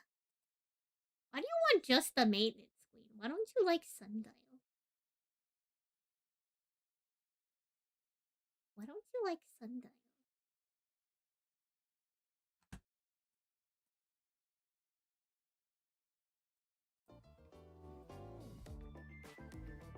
It's so long. With Western Bot is starting up official local level play. I hope you can get on to it. What do you have against Sundial? What is so wrong with Sundial? Why do you not want Sundial on the screen? Why is the maintenance screen your ideal screen? Explain this to me. Why is the maintenance screen the ideal screen? I will let Sundial know that you love it. Sundial loves you.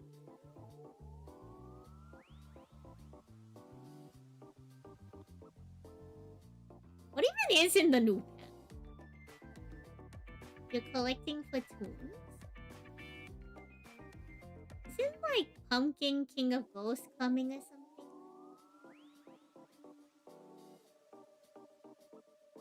Wait, why don't you like Sundial? Why do you want this screen? Why don't you like Sundial? What's so wrong with that?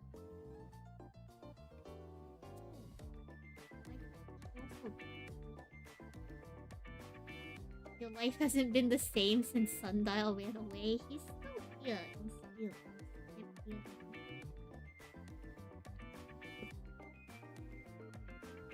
I apologize.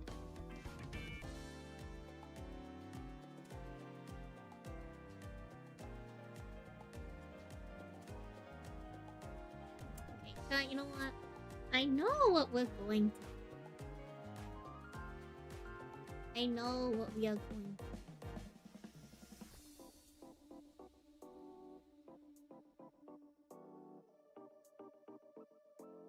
So...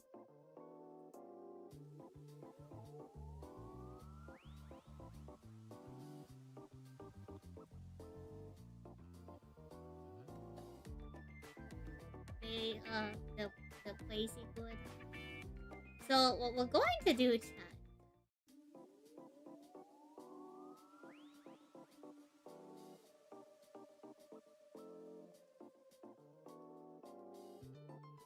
is I need to start taking submissions.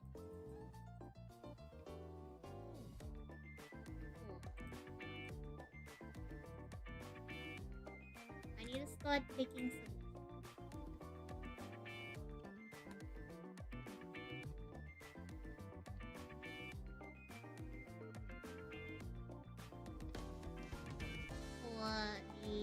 Y'all don't know, in the Discord we just had our polls closed for what the week is going to be. We need to start taking submissions for cosplay ideas, and then we're going to have a vote. So let me pull up a Ye or Google.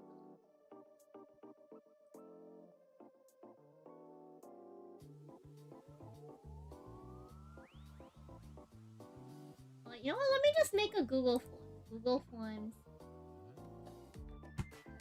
The Sand Sally 2026 Lobster Week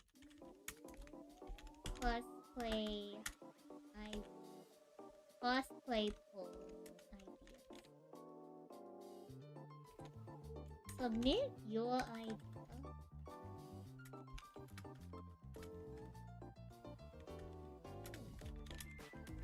Collect. Sam should be raising money. Cosplay wise. 2026 luxury.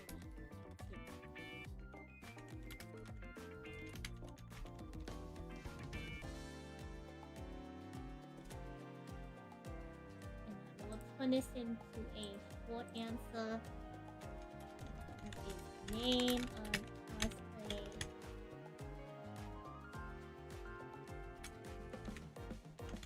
Character object.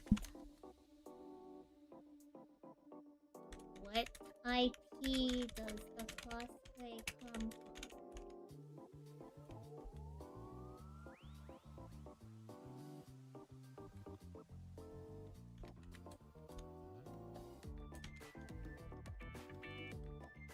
Show, game, book, franchise, etc.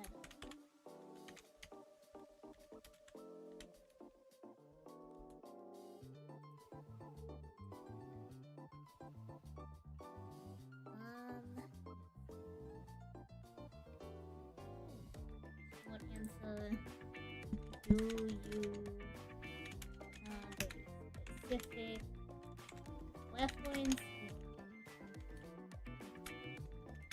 This trinket.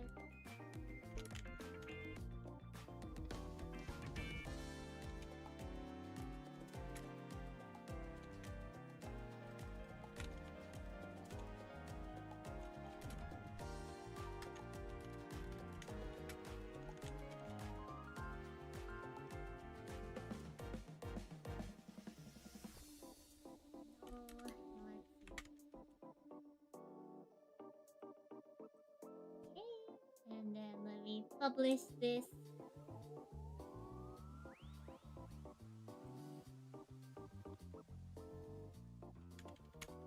These will be compiled into a grand poll, which will be limited.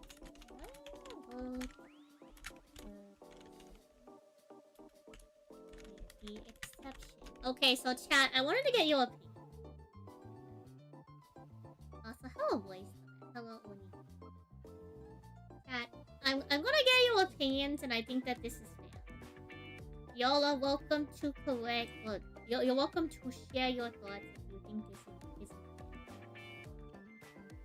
So, in the poll for the Discord, we're going to be raising money to 1, fix my sewing machine, and then 2, raise money on getting the materials for a cosplay voted on by the community. Hello, ascertain a certain material. Hello. And hello, a certain.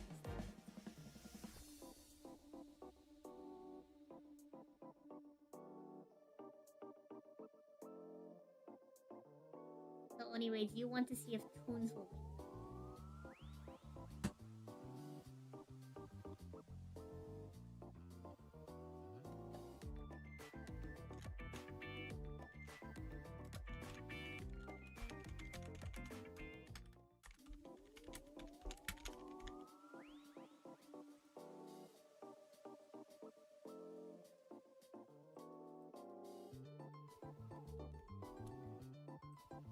So let me copy this link.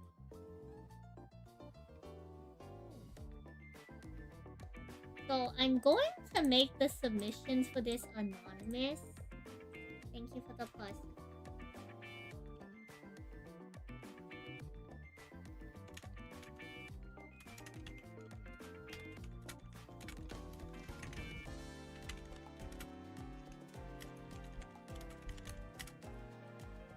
I'm going to send this in bulk. I'm going to keep this open for probably all of next month. And then the start of September, we will start.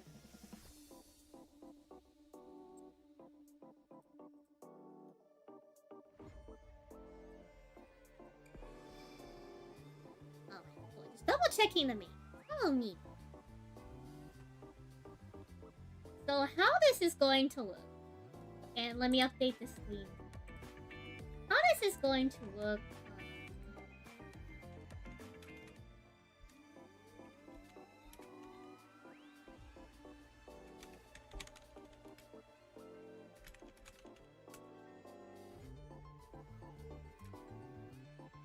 How this is going to look is y'all can suggest different cosplays.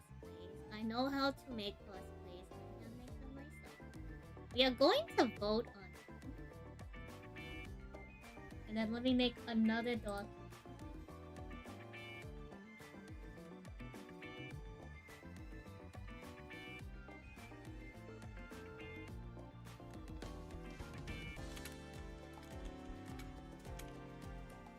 This one is going to be the 2026 Lobster Week plans.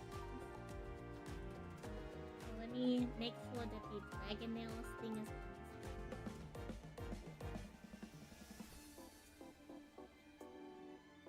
You went to a southeastern one. That sounds fun.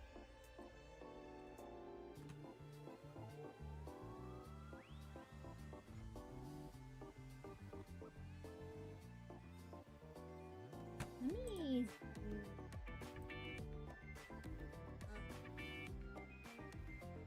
Okay, now this might be a little bit too zoomed in.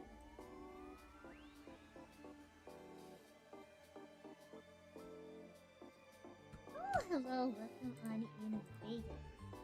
Alan Rico, thank you for the raid. How was your stream?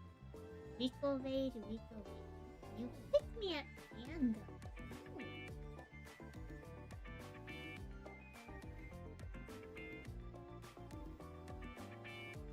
Welcome on in. Let me shout you out.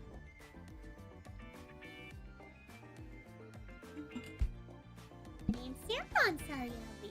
Cancel you this short. I play you Gil Master to the 1TC. I was a world's competitor for a card game called OST.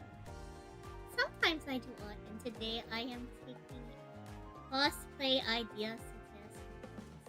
Chad has voted that for my once a year kind of like subathon activities, that we're going to have a community voted cosplay that we will be funding money towards to cover the cost of the materials, but also to cover fixing my sewing machine. So I'm taking ideas in the Google form. I'm taking ideas, suggestions, and then we're going to be doing a poll for them in September, leading to the overall goal. It's going to be a majority vote. However, I want to lay down some like potential rules. So hear me out on this one. Also, I realize that you've been hearing the Massible music and the Dice OST. I'm gonna have the Dice OST because I think it's more chill. So Lobster Week 2026. We're going to call it Year of the Cosplay. The Lobs play, I don't know. We'll just call it, we'll title it Year of the Cosplay. Who cares? It's going to be our title. Thank you for the follow. Year of the Cosplay. Okay? So in August, chat submits cosplay suggestions.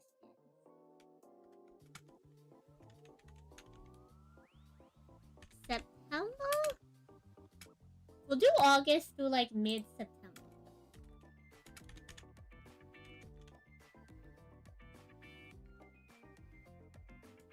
Lobster Week begins. Poll for cosplay.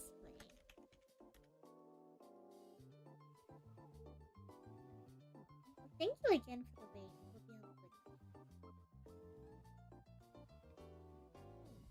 day. So yeah, if y'all wanted to suggest cosplay ideas, you can go use the form. So this is what I wanted to get your opinion on. This is something I wanted to get your opinion on. Oh. Okay. No, it's fine. Just do it. Okay. So what I wanted to get your ideas on is I kind of, so because this is going to be like a goal we are funding,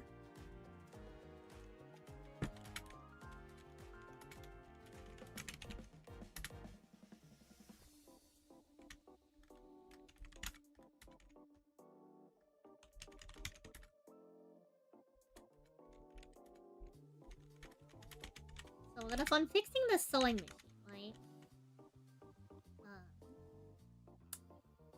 So this is what I wanted to get yours opinion, okay?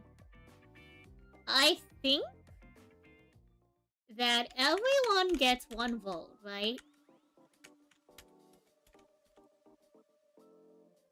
However, I think whoever donates the most should have more say in their vote. Does that make sense?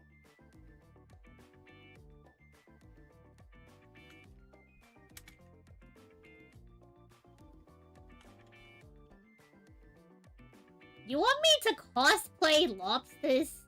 Oh, Mad Lobster without the S.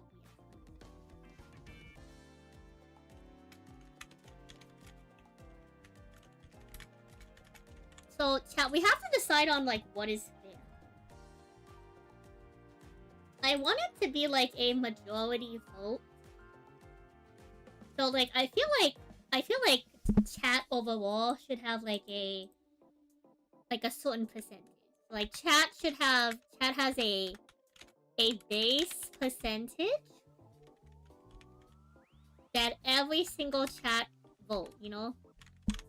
Every single non-monetized vote contributes towards.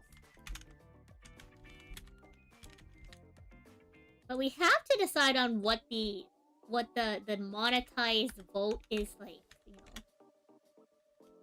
We have to decide on what the monetized vote percentage split will be. So what this means is, like, I'll give you all the hypothetical. So in this hypothetical situation, here's the example. If $500 is the goal, right? That means that, like... That means we have to, like, split that 500 up based on, like, people who donate. So, like... I don't know if it should be as simple as, like, chat, is it fair if does gifting a sub get you 1% of the vote? I don't know if that's proper. Because the sub is $2.50. So the problem is I can't do it based off of the money. Because depending on what the cosplay is, that's going to affect the materials. So I also, like, need your opinion. Exactly. So I need your opinion. I need your opinion on, like, on how we should properly handle this. Because the thing is, fundamentally, there's always going to be, like, let's pretend it costs $150, right? To fix the sewing machine.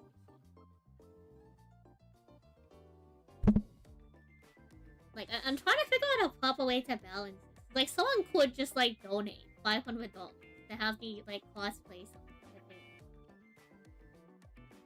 And that would, like, cover the material costs. The thing is, like, it doesn't cover the time that goes into making the cosplay. But that's also why the price will scale based on the complexity. So I guess the question is, like, what seems, like, really... We need something you can redeem and put on me.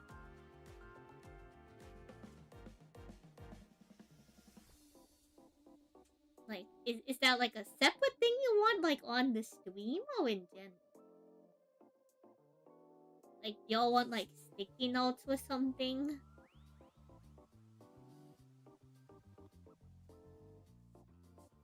Like, I'm not really sure logistically how to balance it. That's the thing. It's like, I want to make it so that people who donate have, like, a real incentive. But I also, like... Chat, do you think it's fair that if somebody just wails and covers the whole cost of a costume?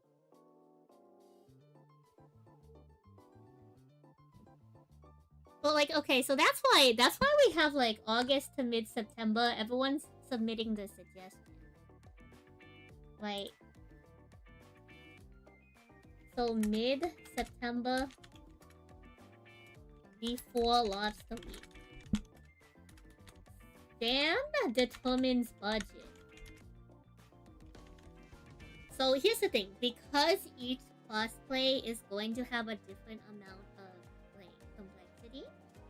I need to determine the, like, the general budget. Oh, you mean more Nansali redeemed? I mean, I haven't turned Tenpai Dragon Sandra into a redeem. Like, we have Tenpai Dragon Sandra. We just haven't turned it into a proper redeem.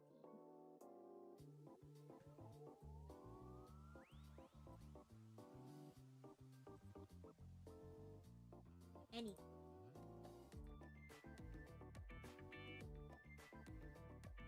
I think it's an incentive either way because they want to see it. So, like, that's what I'm thinking is, like, maybe the best way to go about this is, like...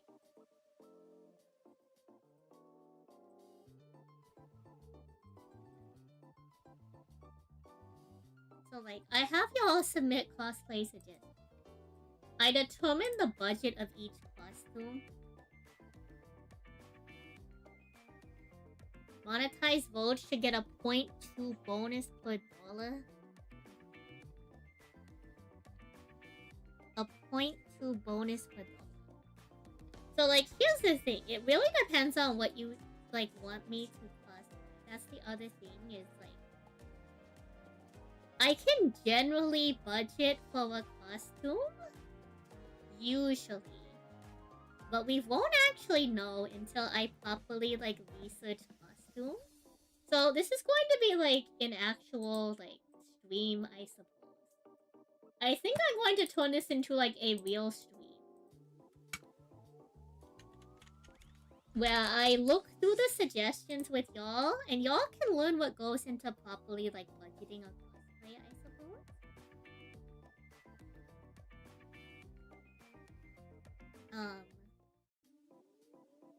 And then I guess from Lobster Week forward.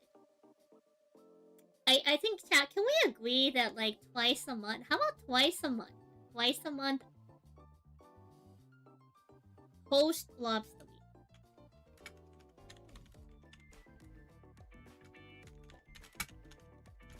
Two times a month at least, I work on the costume.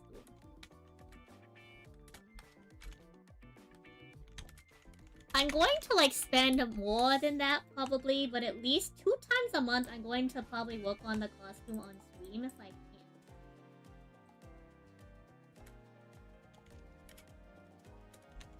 But if it's something that, like, I can't properly record, then it's something I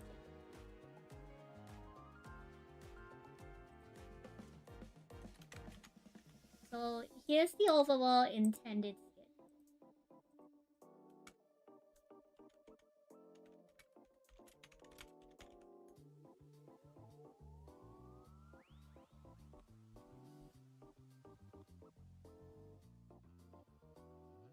Well, like, so that's why I'm taking suggestions. Like, I'm going to vet the suggestions. Like, here's the thing, chat. If y'all want to, like, pay me to cosplay something, I'm, like, emotionally down, I suppose.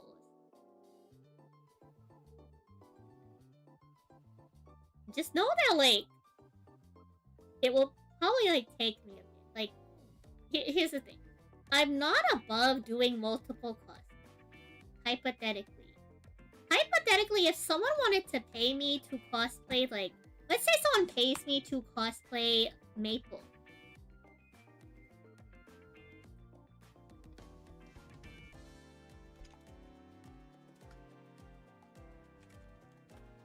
Or something. I'm not above someone just paying me to cosplay something.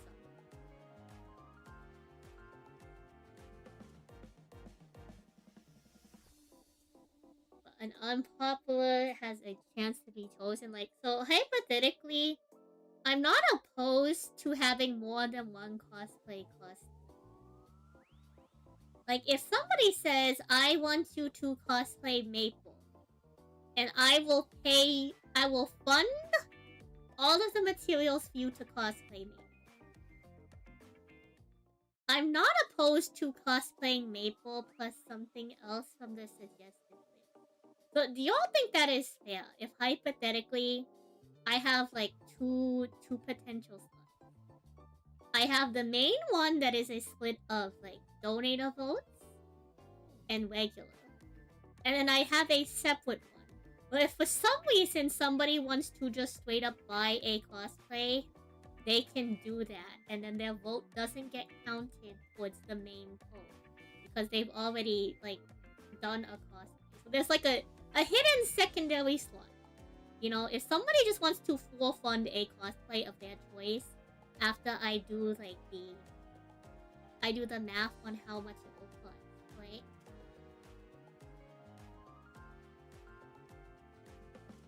You know, because like here's the thing. We can have a goal that we're trying to meet, but what happens if the most popular goal is a super expensive cosplay and then we don't meet the goal? So we need to have some backup options. So I think with that in mind, if someone wants to full buy a cosplay of their choice, I think that is a fair option to include. And I think we're going to have it in the rules that if the most popular cosplay does not get funded, we will drop it down to the most popular cosplay that did get funded in the week. Does that sound fair? So ideally, if somebody really wants something to happen and it's higher up, then they're going to want to donate for it so that they can vote for like the primary vote. Or vote for something else, even if we pass that, because they really want it. Does that sound fair? Does that sound fair, chat? How does that? I feel like from like I don't want to say like a utilitarian like standpoint, but like I think from like not even a moral standpoint. I think objectively that sounds kind of fair. What do y'all think?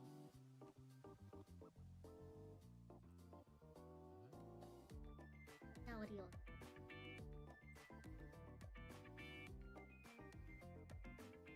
I don't know what title this one. Yeah.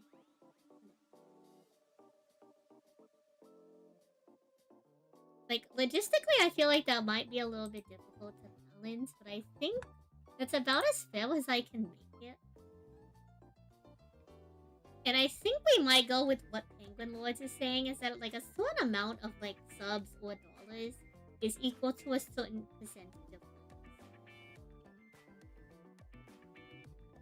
But, like, here's the problem, Penguin Lords, is, like, when you, like, arbitrate that much, my worry is, like, well, I guess if somebody does donate enough to fully, like, dominate... Okay, let's do the math here, chat. Let us do the math, really. Let us do the math for this. So, if hypothetically one vote, right? One vote is the base. And if we were to hypothetically count each dollar as, like, I don't even know if 0.2 votes makes.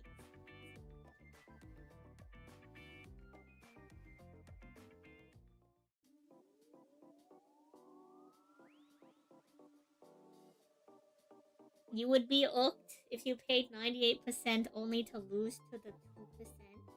How would you lose to the 2%? Oh, if you paid 98% of the money to lose to the 2%, yeah. Oh, I'm not gonna go with the wheel. That seems like dumb. I feel like the wheel doesn't make any sense. Unless somehow all of the cosplays are similar price, and even then that feels like unfair. If someone does the $500, I'd give them 25% of the voting share. Well, I mean, look, I know I called this shot, but like the whole point of this is intended to be like a community-based.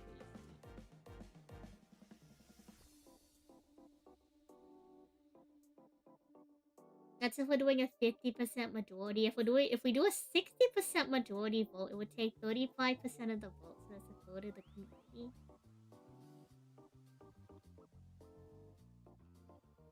Well, like, yeah, that's why I'm thinking, like, we do one slot. So, like, here's the thing. Here's the thing, chat. You have to understand that not everybody is going to have $500. We're gonna have one slot is equal to the buyout cosplay of your choice.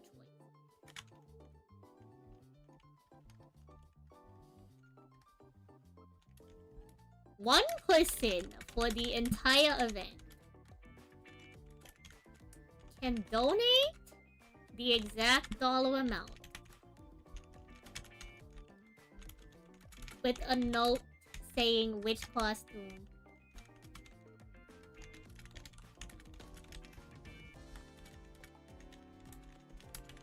that cosplay in addition to the community voted cosplay. And then we count that. We don't count that towards the overall goal because that's just completely separate. We don't count that as the overall goal. We just count it separate. So we have a base goal. Base goal? The base goal covers just... The base goal covers just the repairs. Repairs on the sewing machine. I can get like a quote. Cosplay voting. Well, no, I think if they cover the... So like, here's it. The base goal covers like repairs on the sewing machine. So I feel like if somebody like does cover the base goal, it like should get them a percentage vote in the... If they want to buy out a cosplay, that's like a whole other thing. Yeah. So like we have a base goal for the repair on the sewing. So to get this together, Sam needs to get a quote.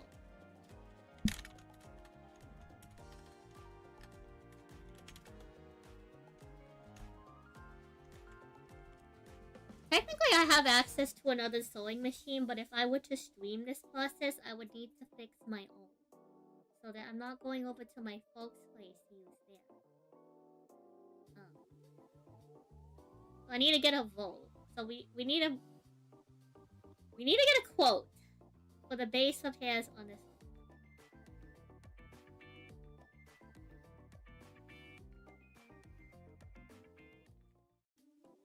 Voted/polled cosplay. So selected.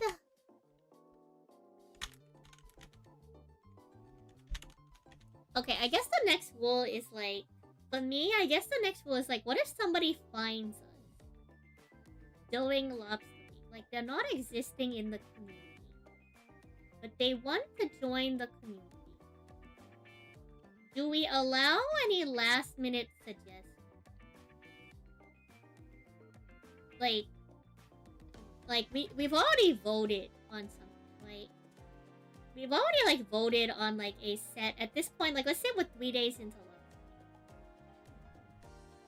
You think it's fair if I tell them something like, we've already had submissions, but if you want to like donate like $50, I will... Well, okay, I'll have to appraise their suggestion first. But after appraising their suggestion, I will say that if they want to throw their hat in the ring, they can donate X amount of money to have it added to the ring. Or do we just have a set cutoff? Like, do we allow people to pay money to enter in their, like, you know, their horse into the race? And then also put their vote towards that via money percentage. Do we think that's fair? But like, it has to be like a base amount. It's not just like sub and then add a suggestion.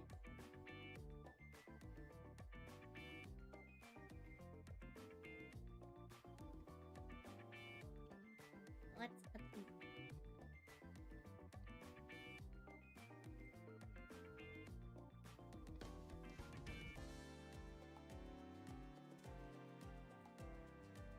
Wonderful. Wonderful. The logistics on this I have to figure out. So I think it's good that we're doing this.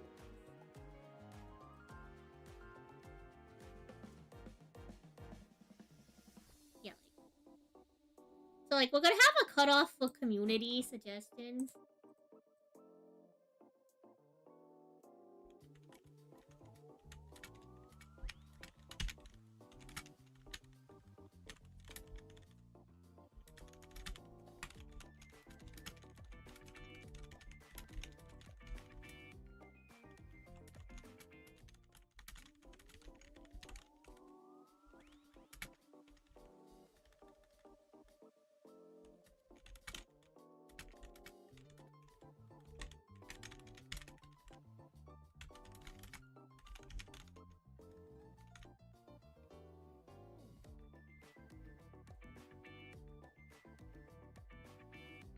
I think that's like a fair stipulation. Like, I think $50 is a decent, like, amount. So, okay. To put this into perspective, because cosplays vary. Depending on the costume, I could hypothetically make a costume for as cheap as, like, maybe, like, $60. But it's not going to be $60 because we also have to do the sewing machine, which I'm gonna get a quote. Like, some costumes based on complexity. So I think there's gonna be a base goal, and then for the repairs on the sewing machine, I think there also has to be, like, an added amount to cover Sans time. Like, I'm not paying myself minimum wage, but I think, like, $100 is fair.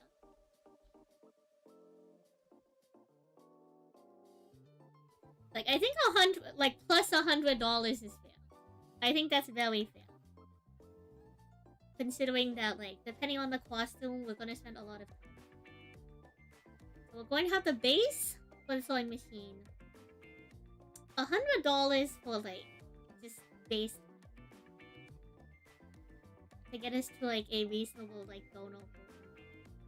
And then whatever the cosplay goal is going to be a constantly shifting dono goal based on the popularity of it. With the exception of one pushing to buy out a cosplay. I think that that's fair. We just need to now figure out how much, like, voting say is based off of someone's dollar.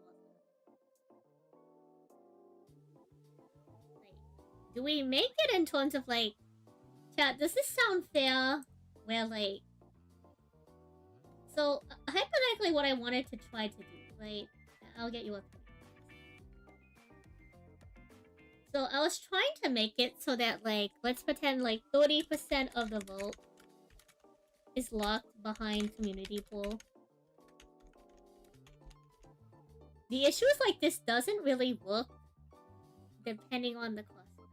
But if the cosplay is too expensive, this becomes unfair. So what I initially wanted to do was 30% of the vote is locked behind the community pool. So that Twitch chat always has 30% say. And the remaining 70% would be basically divided amongst the donors. So hypothetically, if we had, like, 10 donors, we had, like, donor A, B... Okay, let's go with, like, C, D, E, and F, right? So let's say A donates, like, $15. B gifts 1 sub, so that's, like, what, like, $5 worth of 10. C donates, like, $50. And D also donates $50. E donates, like, $100. I'm just trying to figure out, like, if this works or not. Like, logistically speaking. Like, say they do, like, 25. Let me do the mental math for this. So 230. So that's, like, 145.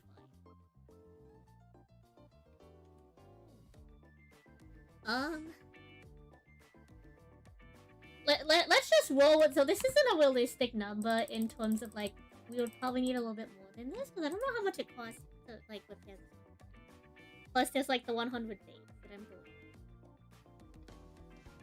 But let's just roll with this. Let's just roll with this. But like here, let's pretend that like of the 100 left, right? It's like $100 was individually added by 100 people. Okay, that's kind of unrealistic, but let's just pretend, right?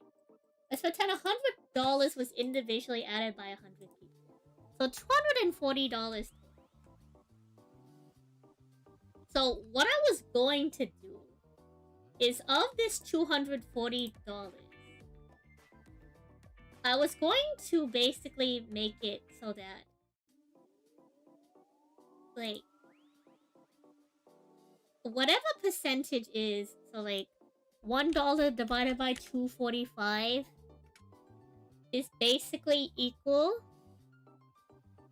to like the dollar amount percentage of vote of the 70%. Does that seem logical or fair? Like, does that make sense? Does that make sense on paper? And how we're going to figure out if this makes sense on paper is I'm going to do the math. So 1 divided by 245 is equal to a 0.004 approximately. Okay, okay. And that amount gets added to your base vote in the 30% of the community poll. Pause. Okay, I'm just trying to see if this seems fair. So what this means in this weird, crazy hypothetical, right? So 0.004 times 50. Wait, this doesn't make sense. What does it? No, it does make sense. So what this means is that if you donated $50 times the 0.004%, well, that's just 245, like 50 divided by 245, right? 245. Okay, you know what? No. This makes a lot more sense.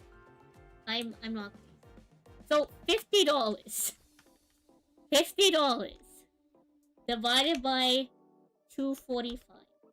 Wait, no, this doesn't make sense. No, does it? No. Yes? Yes, it does. So that's like 20% of the 70%. So follow me. Of monetized vote.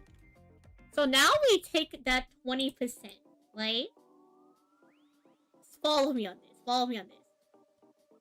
Here's the math on it. So that's 20 over 100 is going to be equal to X out of 70%. So if we do the math to even this out, we do 20 times the 70%, the 70. Yes. No. Yes. 20% of 70%, right? Surely. Yeah. We can do this, chat. We can do this. I know the math looks complicated. Hello, Gummy. Am I winning? Don't worry about it, okay? So 20 times 70 divided by 100 is 14%. So if you would hypothetically spend $50 in this scenario, which is 20% of the overall monetized vote, Does that seem fair? So chat, ignore all the numbers. Ignore all the numbers. If I told you that you donated 20% of the funding goal and you get a 14% vote, does that seem fair? Does that seem fair, chat? If you contributed to 20% of the overall funding, and I tell you you get 14% of the vote because 30% of it is reserved to community. Regardless of how big the goal is. Regardless if it's $2,000 or $100.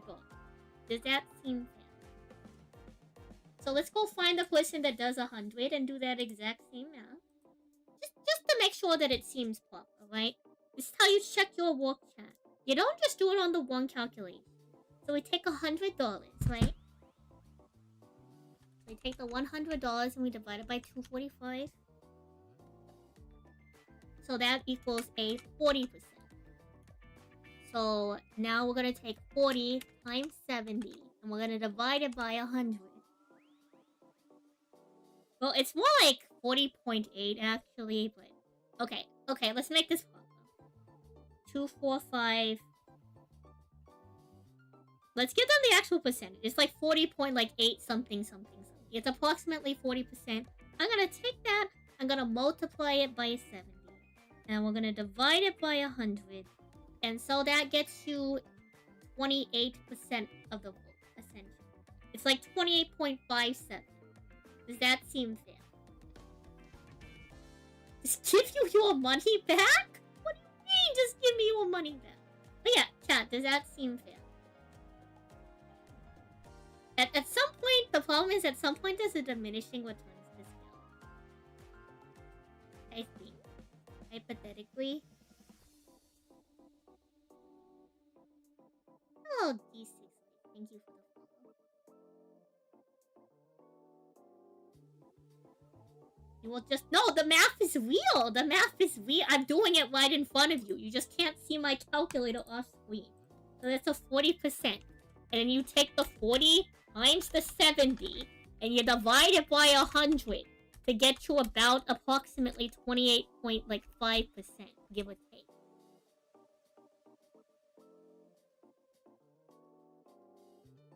So, if I told you that out of 5... So, okay. So, 500... So, let's take this into consideration.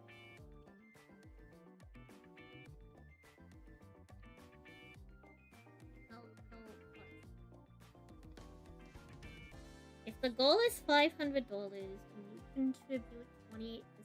No, you contribute 40%. Okay. So, chat, tell me if this sounds good. Let's pretend the overall goal in this example is $500. If you donated $200 and I told you that you get a 28%, like a 28.5% of the vote, does that seem fair? Because that's 40% of the monetary goal. So, yeah. So, the vote... So, the thing is, so... If the goal is $500, it's not 50%. Because the problem is that the goal might not be $500 at the end of it. That's the biggest problem. Is that some cosplayers are going to be cheaper than others. So if hypothetically we don't reach the goal, you're gonna have a higher percentage of the vote regardless. But I can't count it as 50% of the goal because the goal is going to change. That needs to be stated beforehand. Well, okay, that's going to be stated beforehand because I'm going to say that 30% of the vote is locked behind a community goal. So this is why I'm trying to do the math, is because the remaining 70% is divided amongst the donators. That division is based off of the, like, yeah. That's the problem, is that, like... Okay, fundamentally, chat, if you're donating $200, depending on the costume, that could honestly just fund the entire book. Yeah. So 30% of it's going to be locked behind the community poll, because the concept is that, like, we want the community vote from that. But we want to also reward, like... I'm also going to have real incentive. Like, outside of getting a majority vote, I'm going to have, like, real donation incentive. Like, that is a real thing that I do. Like, where's my thing for Lobster Week? So, like, for Lobster Week for 2025, we have, like, sub-unlocked. So, like, based on how many, like, subs we get. Based on how many subs we get, I do stuff like play games. And then there's also, where's the donation incentive? Hold on. Let me find the donation incentive.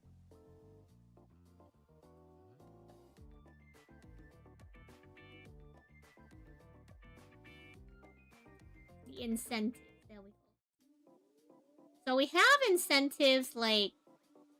We have a thing for, like, the top donator. We got the signed field center that I did as a prototype. Like, $15 get you, like, we're gonna have different ones, but, like, this is a hypothetical. So on top of, like, the incentives that you get, you also get a vote towards the cosplay. Yeah. So I'm trying to, like... The thing is, like, there's no good way to balance this in terms of, like... To make it fair. I think the fairest way to do it is how I have it set up, which is if one person wants to wail out for their favorite cosplay, and they are willing to put in, like, $200 or something, depending on how expensive the cosplay is, they could just buy out the entire cosplay. For the actual, like, percentages, if they want to, like, donate $50 to get, like, the Sansali plus a percentage of the vote, right? Then, hypothetically, you know. The problem is that, like, at a certain amount of money, the only downside is that at a certain amount of money, the amount that you put in for the donation does have a diminishing returns to scale. Depending on how many people are, like, trying to donate. Another way to potentially balance that could be... Some people just want to donate to donate. So what I mean by that is that if somebody is, like, let's say this B person, $5 is, like, a gifted... If this B person didn't care about voting, and they just wanted to support lobster activity, because remember we have a base goal for repairing this, they could forfeit their percentage of the vote. Which means when I do this math, instead of dividing it 70% of the vote is divided amongst donators based on their overall percentage of contribution of the overall funding goal.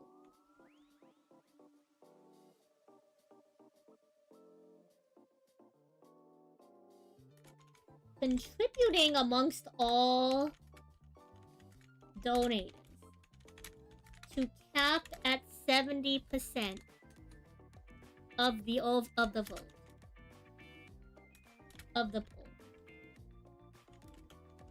because 30% of the vote goes to the. I will find a more eloquent way to word this. I'm just really trying to figure out the logistics.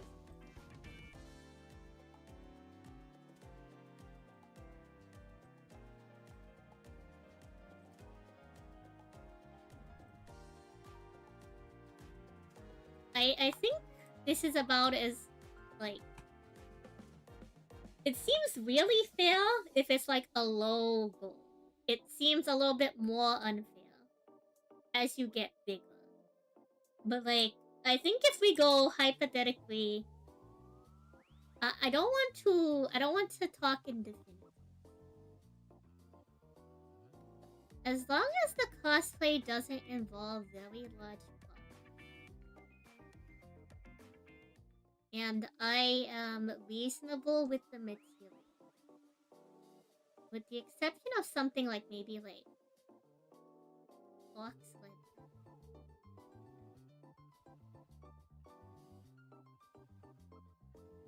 If I'm making everything myself, I would like to say that it should not cost... So, like, okay, so, relatively speaking, of this $500, $100... This is broken up by... This $100 would be the sand base. Plus, like, let's pretend it was, like... Let's pretend it was, like, $100 for this one, right? That would mean that of this $500 goal, $300 would be the material cost of the cosplay. I would like to say in good faith that the initial quote that I quoted y'all in the Discord when we were playing, the initial quote I gave you for the cosplay was about $450 or above as an estimated rate. So this overall goal as a base already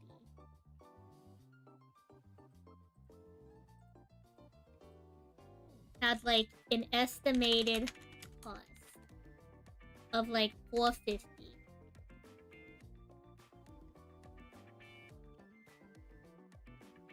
So let's just say we got to 500 in this. I picked that number for an intentional reason.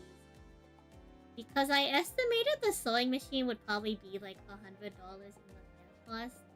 If it costs over $200 to repair the sewing machine, chat, I'm going to be real. We should just buy a new sewing machine. Which we can get one of the smaller ones for less than $200. I have retroactively applied the sand base fee for my time, but that's fine. Based on my estimations, I was expecting the sewing machine cost to cost anywhere from like 100 to 150 at max 200. So I don't anticipate the cosplay material cost actually costing more than $300. And that's like with like a lot of the expenses in mind. So like that's including like the wig, that's including the materials. If there's like larger props, I will also put that into consideration when putting together the budget. But all things considered, I don't expect it to cost more than $500 for the on average. So if hypothetically the set goal is $500 at like the most expensive amount, going off of these estimates, I think that it's fair then. If like you spend $200 and you get like 28% of the goal. Like $200 gets you basically 30%. That gives you almost the amount, same voting amount as like the entirety of chat. You know.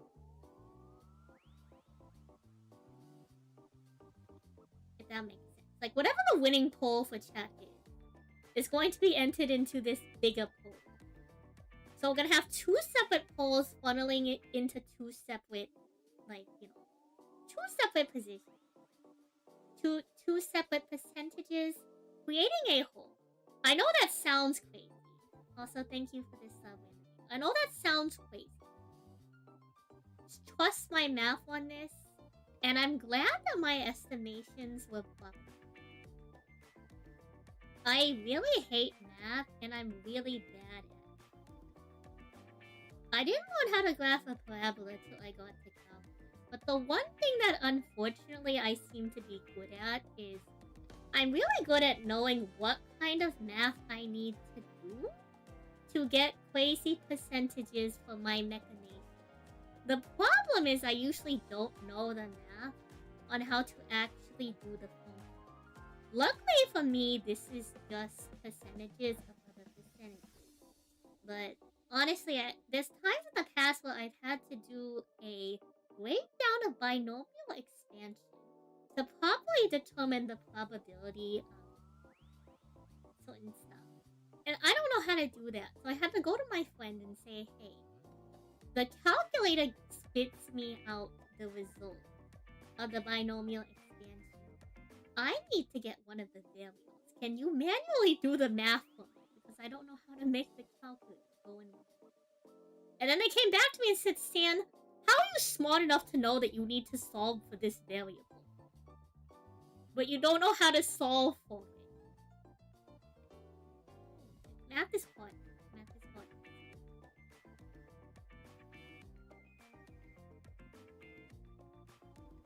So I think within good faith, I don't think there's going to be a cosplay that would cost $1,000.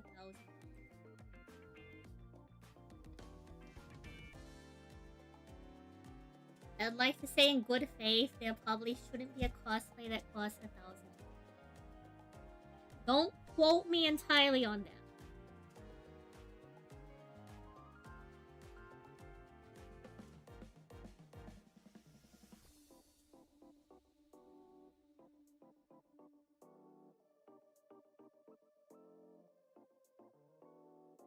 But hypothetically, if there was a cosplay that costed $1,000 and someone donated $500, they would get 35% of the vote. But I will tell you now, if somebody wanted to donate $500, they could just buy the cosplay they want. So I think this is a sweet spot on the number.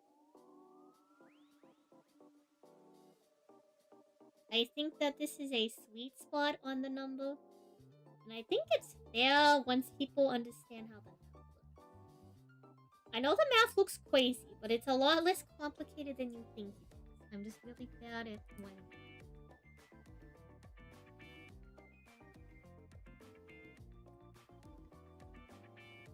Really bad at writing it out, but I think it's extremely fair.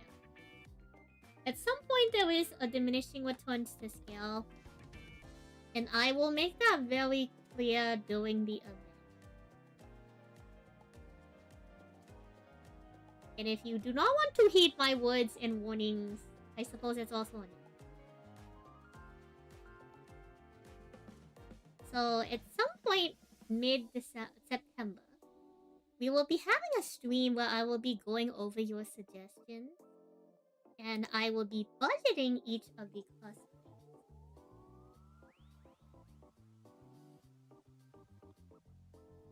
I am also going to go now ping the Discord.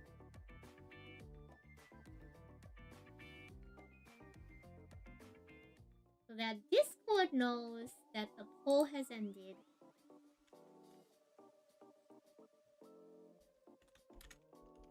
The poll for the Lobster Week stream has ended. And so we will be voting on a cosplay towards for funding. How we will be is that we will vote for the cosplay during Lobster Week.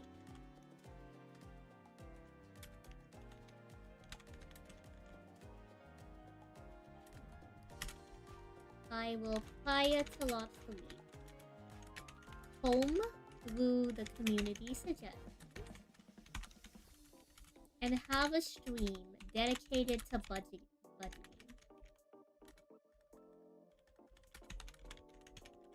Estimating the budget for each costume. We will have a base goal to reach to cover the cost of the sewing Plus $100 to cover my labor.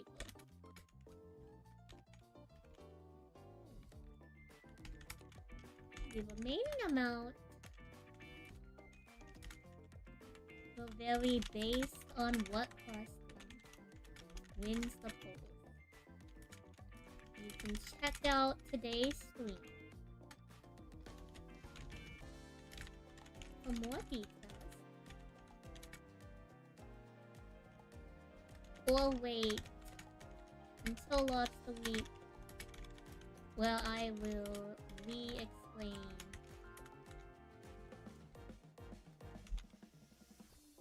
how the voting will work for the costumes.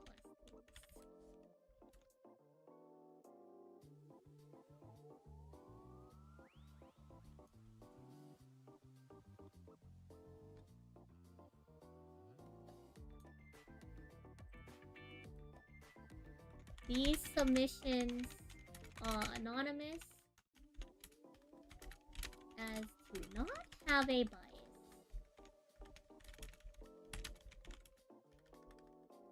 For the later votes.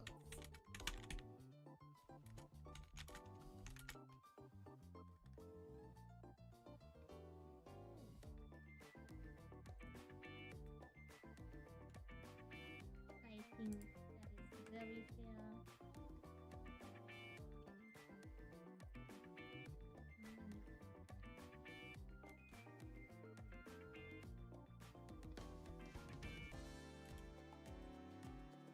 We'll go lobster remote.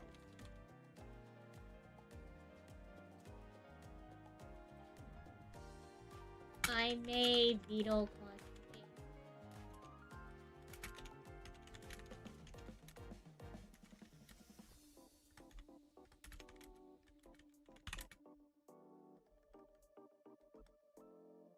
You suggest.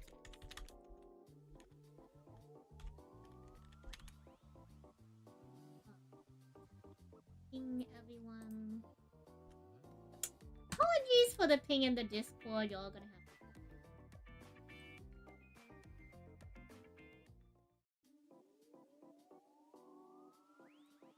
have to. I'm glad we took the time to figure this out logistically. I'm very pleased. Not to toot my own horn. I'm really pleased on how this math worked out. I'm very pleased. So the schedule timeline, estimated cost is around 450.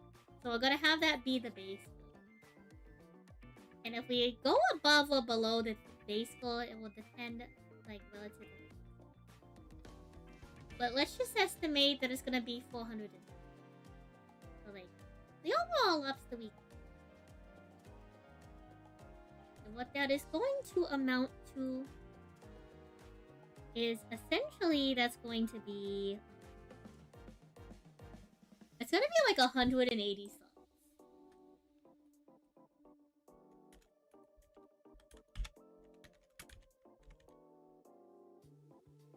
That's like approximately 180 Twitch subs.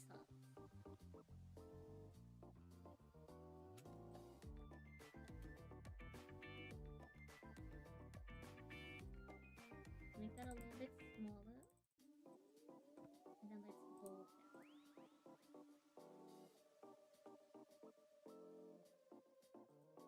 I will try to think of a snazzier name than Year of the Cosplay.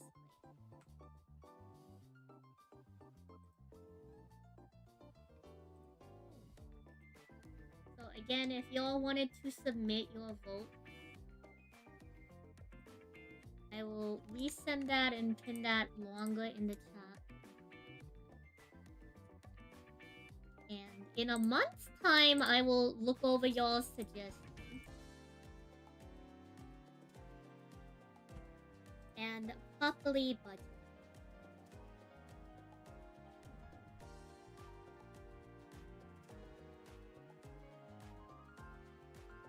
So that we can figure out what it's going to be for the cost of each.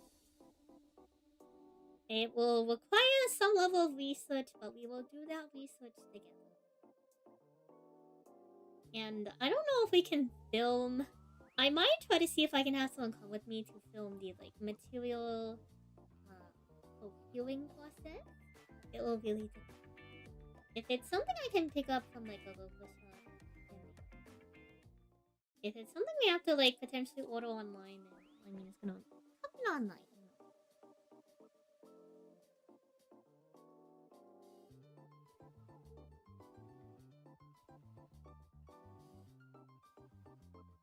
So let's see.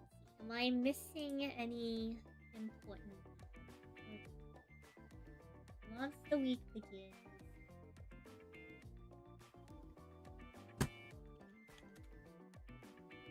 Once during Lobster Week. Post Lobster Week, I work on the first.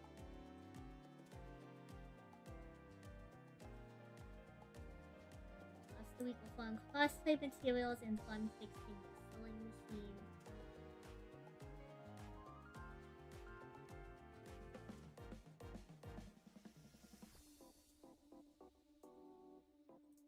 One vote.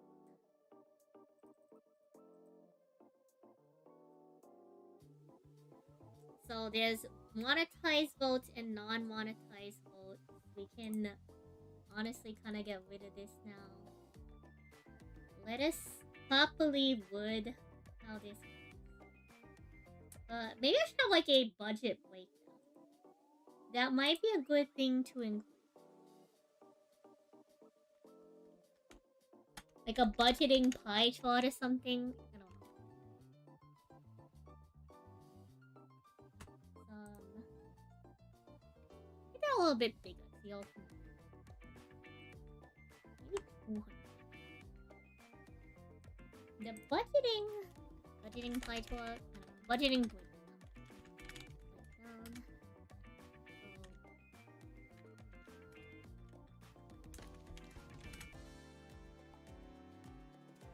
Base plus yeah.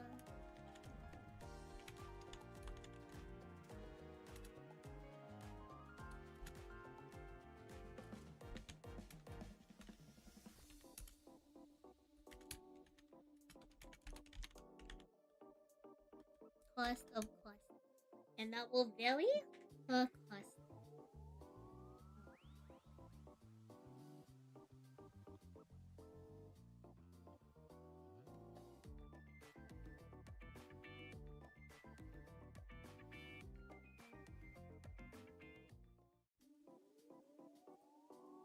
I guess we should have the thing where like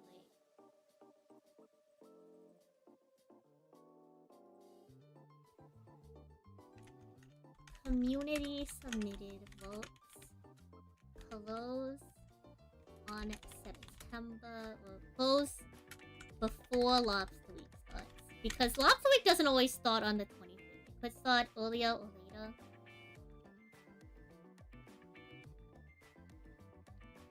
I'll figure out this. Closes before Lobster Week.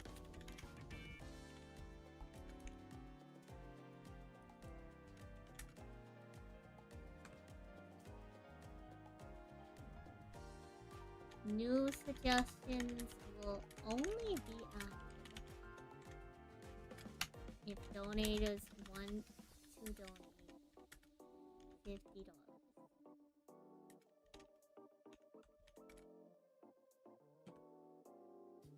Oh, hello, welcome on in.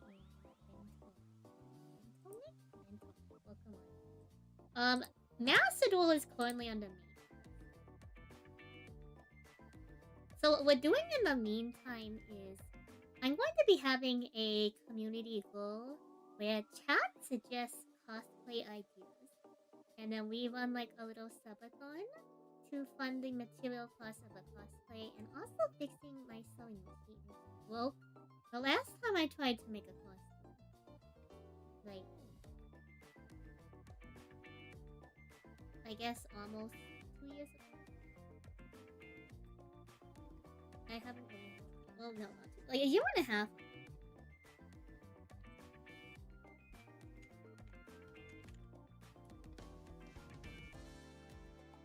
What are the rules for it? We'll figure out like this.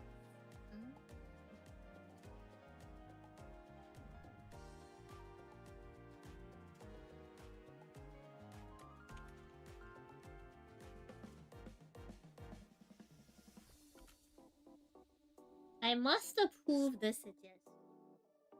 All these are going to be vetted.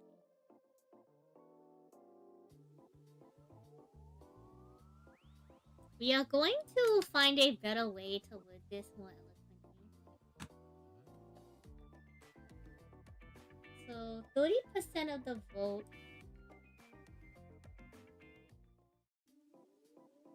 is determined by the community at large. It's determined by the community.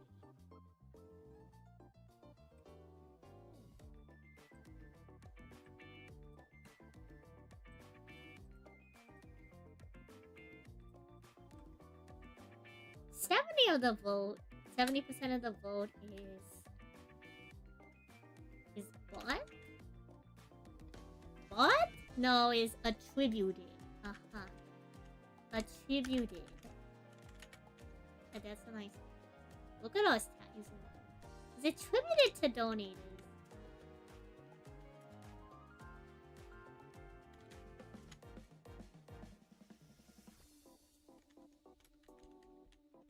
Their contribution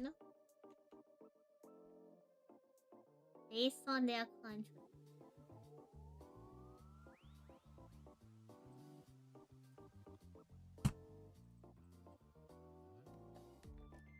There has to be like a good way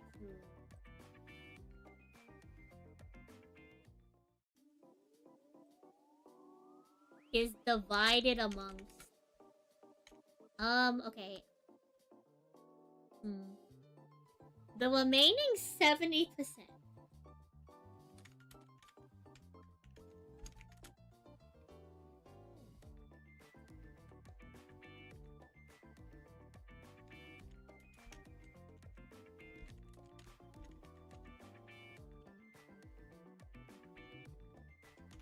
Donators.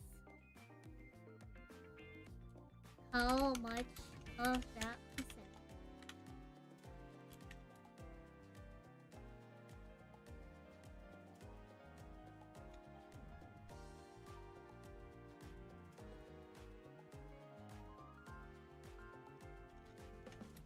That will be attributed.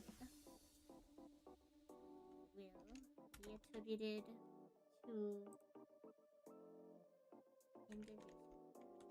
Donators is based on their contribution.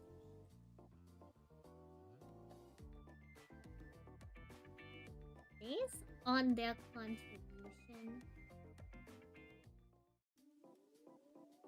to the overall funding goal.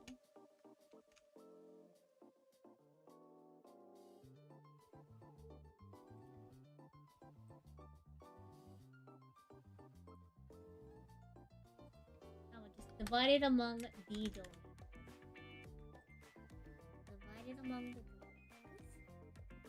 How much of the percentage will be attributed to individual donors based on their contribution?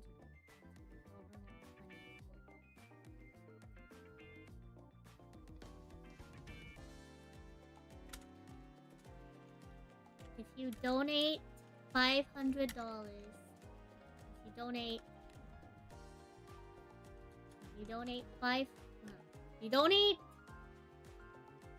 let's make this simple. Let us make this simple. Let us make this a simple example. We already did the math for this.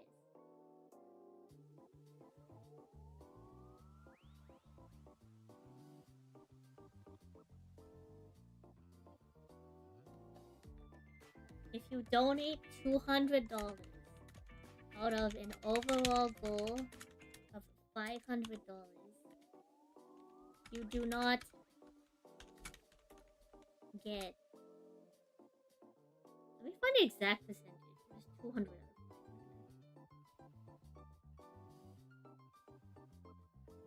You do not get 40% voting rights.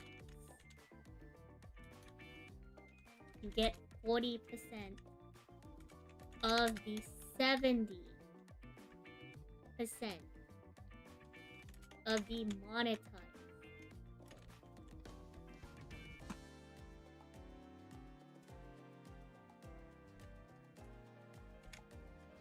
going to dub this refer to as demonetized.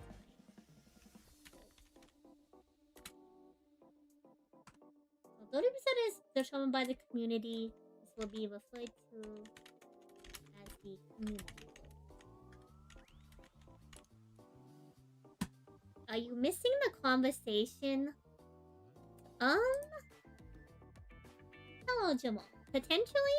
Okay, so what we're doing today in our activity is Macedon is in maintenance right now. So I have a community event coming up in September, which is going to kind of be like a Donathon, Subathon type thing. And this year chat voted to have it be a cosplay.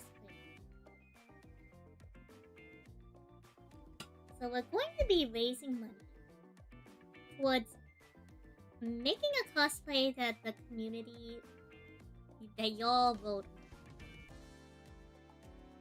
So in order to do that, I am making a schedule.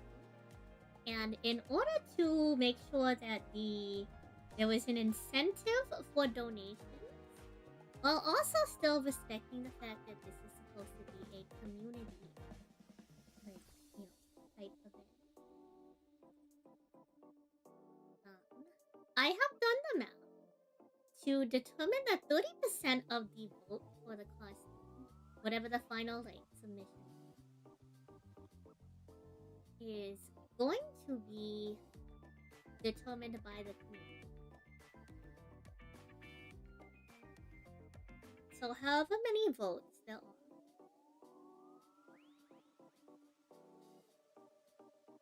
ultimately only 30%. So whatever the highest voted popularity costume that the community votes on is going to be 30% of the final vote. Because the remaining 70% is divided by who wanted to monetarily contribute to the funding of fixing my sewing machine for the cosplay material. So we ran the math and I decided that a 30-70 seemed fair, and that about evens out. So what I'm doing now is I'm typing up the documentation to try to make sure that this is properly communicated.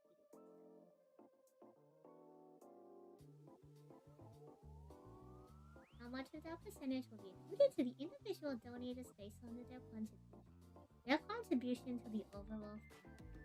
For example, if you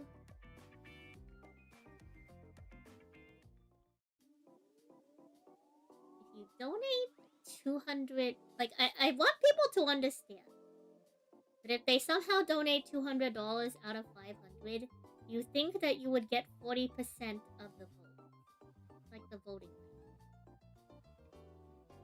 But that doesn't entirely add up, in my opinion. Well, like, it becomes a diminishing returns to scale if the cost of some costumes is the highest.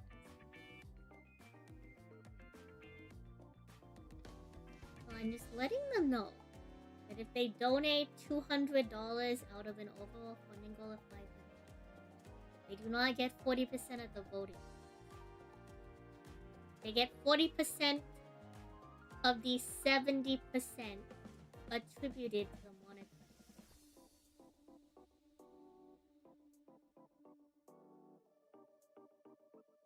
So I hope that makes sense.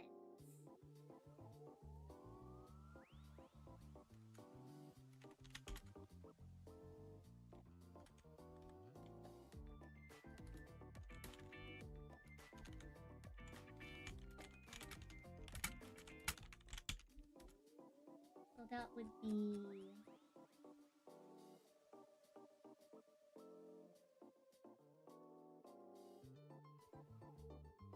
So 40... That would be about 28%.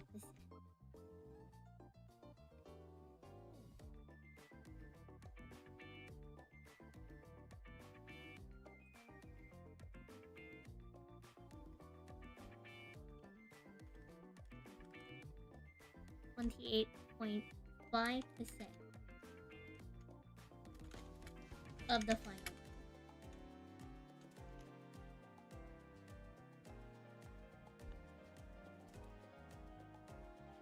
I think that makes sense. I think this makes sense. I hope this makes sense.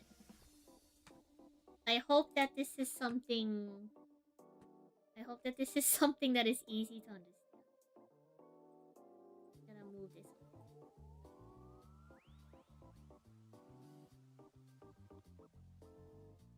So let me review to see if we're missing anything.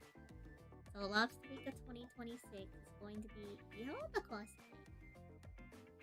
We have a base goal of 450, like estimated base goal. And this might change. The estimated cost might change when we do the September stream. So this stream is going to be very important. Am I going to buy the new? Unsure. I think it has what? Pumpkin King of Clothes? Jalapeno. Unsure. To be determined.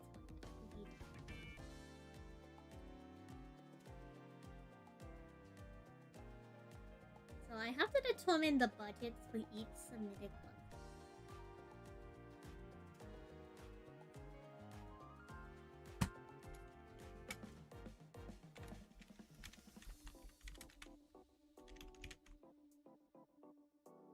So this will be done on stream.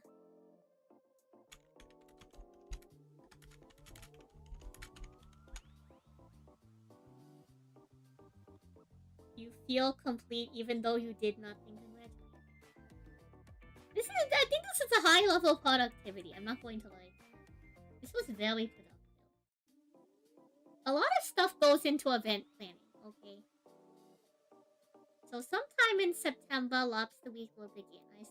Pending schedule. The poll for cosplay runs during Lobster Week.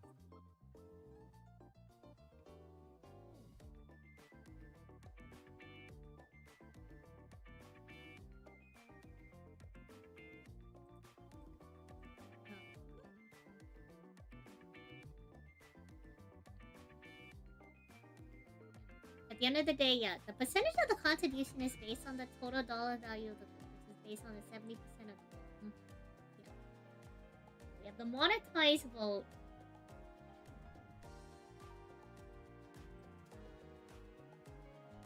I'm going to capitalize this. I'm gonna make pie charts. I'm going to make pie charts for the people who don't understand. Visually, I think this makes a lot more sense if I were to explain it visually. However, I need to get it down in writing because that's just a little bit easier. Okay,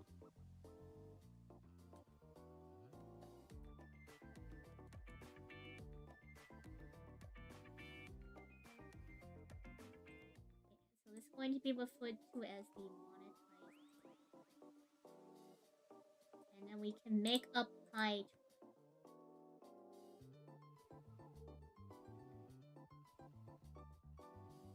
Exactly. And then they'll understand.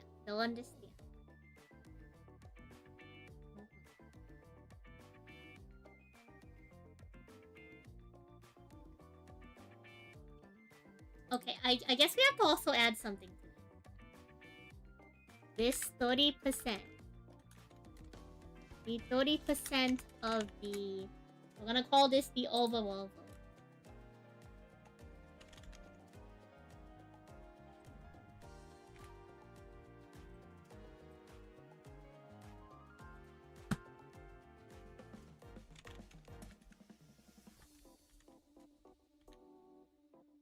Is only one cosplay suggested, which will be the most popular, decided by majority vote.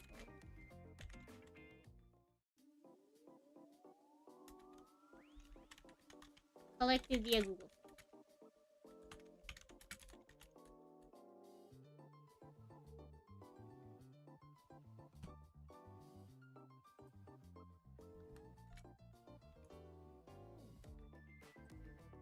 just so people fully understand. Because I don't want people to think now that because the 70% is divided by, like, what people want to vote on, that the 30% is going to be, like...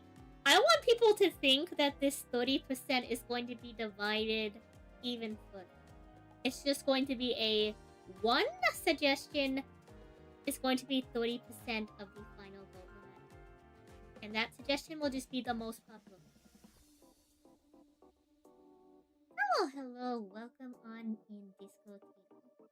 You're going to build a zombie deck with the new cards? I don't think I'll be dueling, but good luck with the zombie deck. I play a handful of zombie decks. I play Mayakashi, and I play Vendred. I know how to use some of the Shivanui. Do we have any other zombies? I'm not sure. I'm pretty familiar with zombies. I suppose there were a lot of different zombies. But is there anything else I need to... Okay, community submitted cosplay suggestions. Close new sub...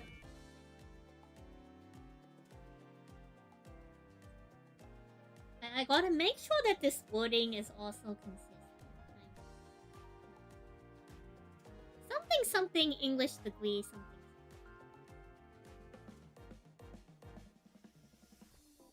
And the people can read this too. It's going to be a document that y'all can read for the terms and conditions of the 2026 Lobster Week. I don't know if there's like a cuter... I don't know if there's like a cuter...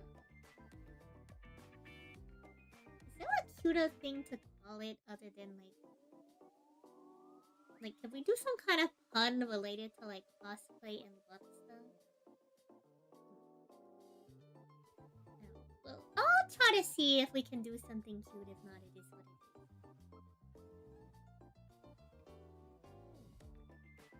is. Wait.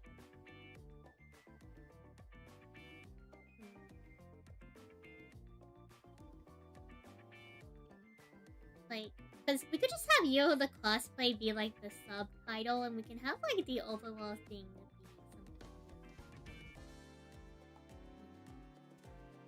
We could have like the overall thing be titled something else. I'll feel like.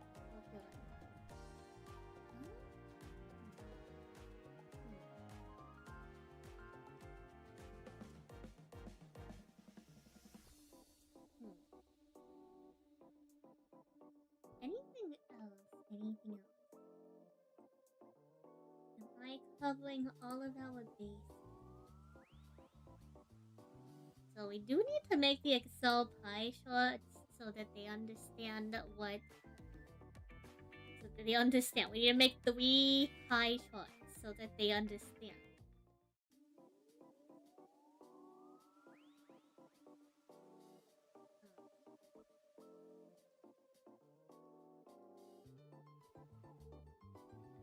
Get rid of that now. What else did we type? Yeah, let's tap. Well, we don't need that anymore. Oh, right.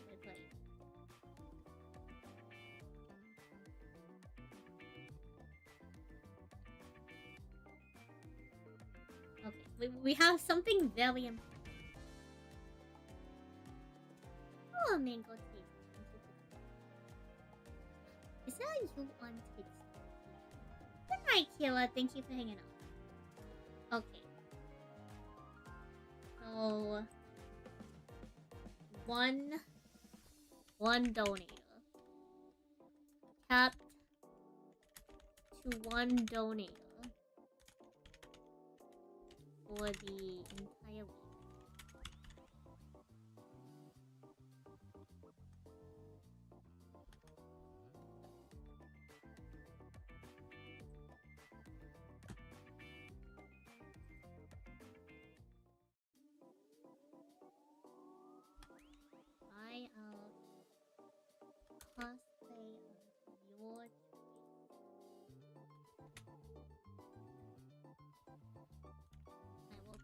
the Papa Twins.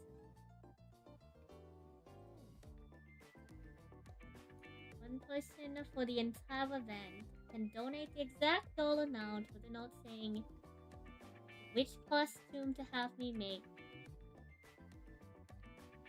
Which cost? Okay. There's a better way to word this. One donate. One donate. For the entire event, can donate the exact dollar amount for a cosplay. This is an IRL cosplay. I do cosplay. You guys just never see me do it because why would I like? I cosplay to events. If you ever see me at card game events, I've probably been in cosplay. I went to a one-piece regional dressed as Katakuri. I went to an Alessa's event dressed as the Mia. And when I'm not dressed up as one of the characters, I'm dressed up as Sansui. And I make all the costumes myself. I also do all the wigs myself.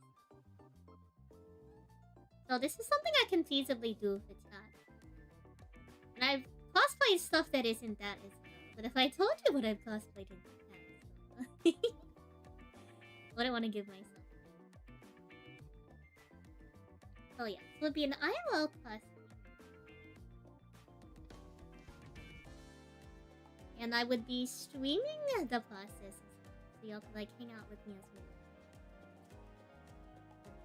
well. Or a costume with a note.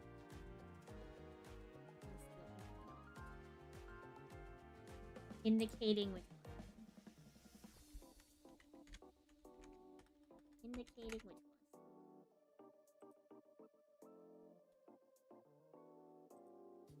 To have San make that cosplay in addition to the community voted cosplay.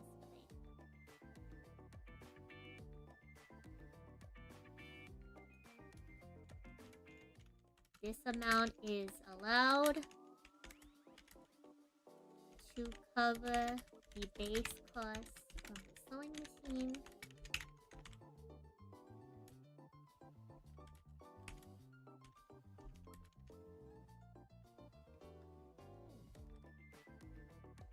This is allowed to cover the base cost of the sewing machine, and it will be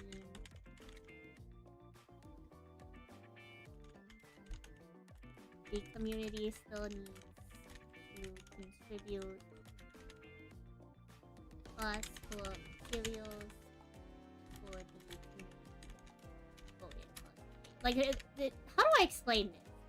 How do I explain this that maybe there's an easier way to say it.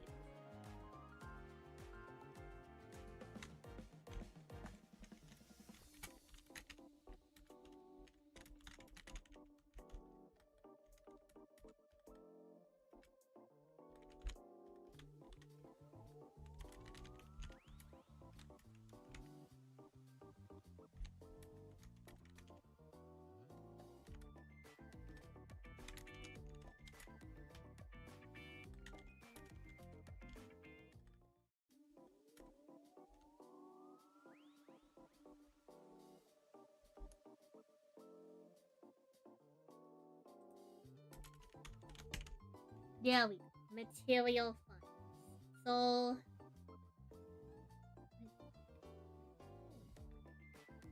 and labor cost plus cost of costume.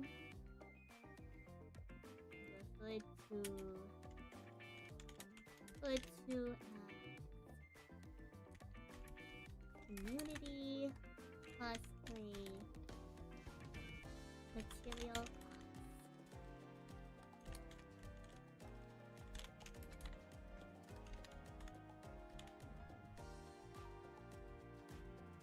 What is cosplay material?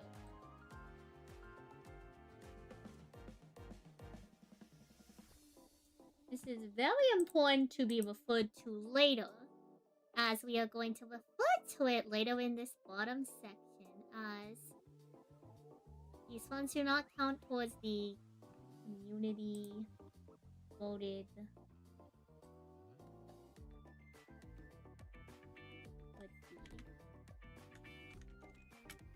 What word did I use? Community cosplay. Let's see. Cosplay material.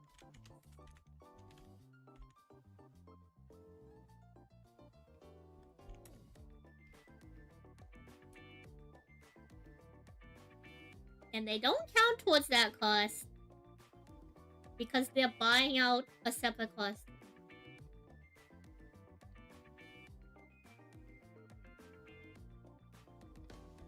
Okay, I'm going to the exact dollar amount for a costume's material cost. Then I was saying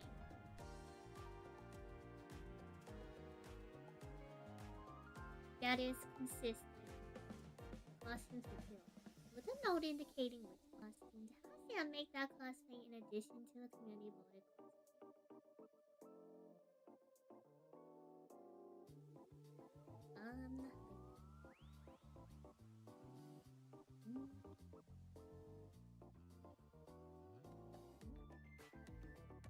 I don't know if I should indicate a rule as to which costume we should use first. I think we're just going to figure that out in terms of like, if y'all pick something dumb in terms of complexity, we could honestly, like, depending on what it is, like, finish it really fast. Okay, maybe dumb isn't what. If y'all, like, pick something that is not that complex, it could be finished very early.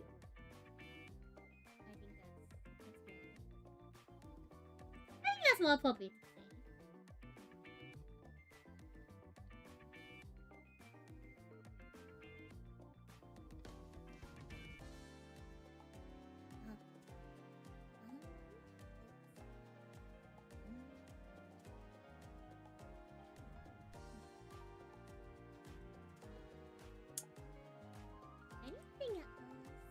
Anything else?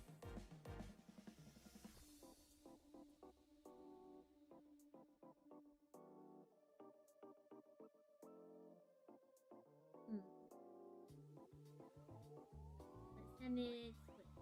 That's not going to come.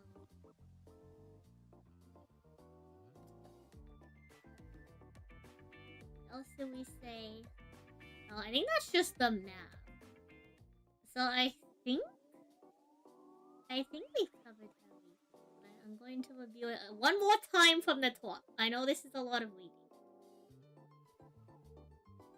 Sometimes when it comes to like terms and conditions for my stuff, I'm very thorough. But I think it's better to be. It is better to be more detailed. You know.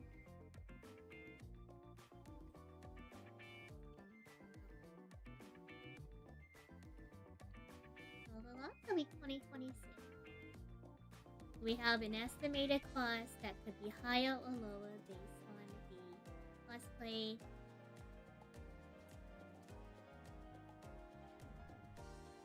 I guess we're gonna add a little here. Cost will vary based on community.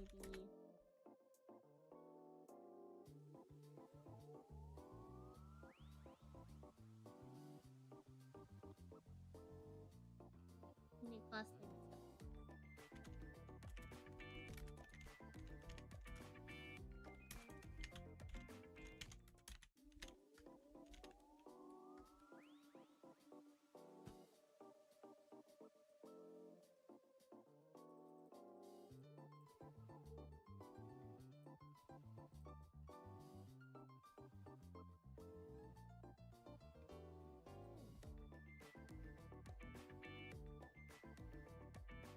the overall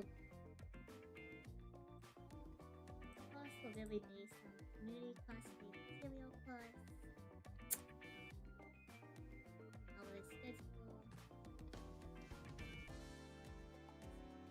Our schedule is August to mid-September. I will be collecting your cosplay suggestions before Loves the Week. We are going to have a stream to determine the budgets of each submitted cosplay. September we have Lobster Week. The community poll.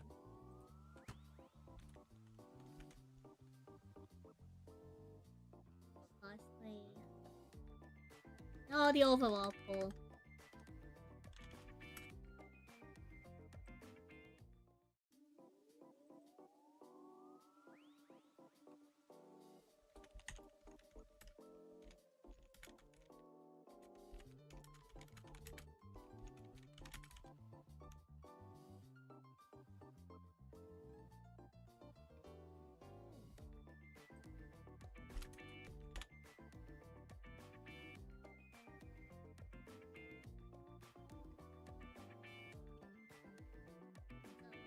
The overall poll for cosplay runs once a week. Community vote runs until the end of the week. Post Lobster Week. Twice a month, we work on the cosplay. You stumbled upon an Celestial streamer. Oh, hello, welcome on. I do stream Celestials on the feed. Welcome on in. In fact, actually, where's my hand cam? I have a sundial on my desk as we speak. Let me just... This is my goat, my horse. Sundial.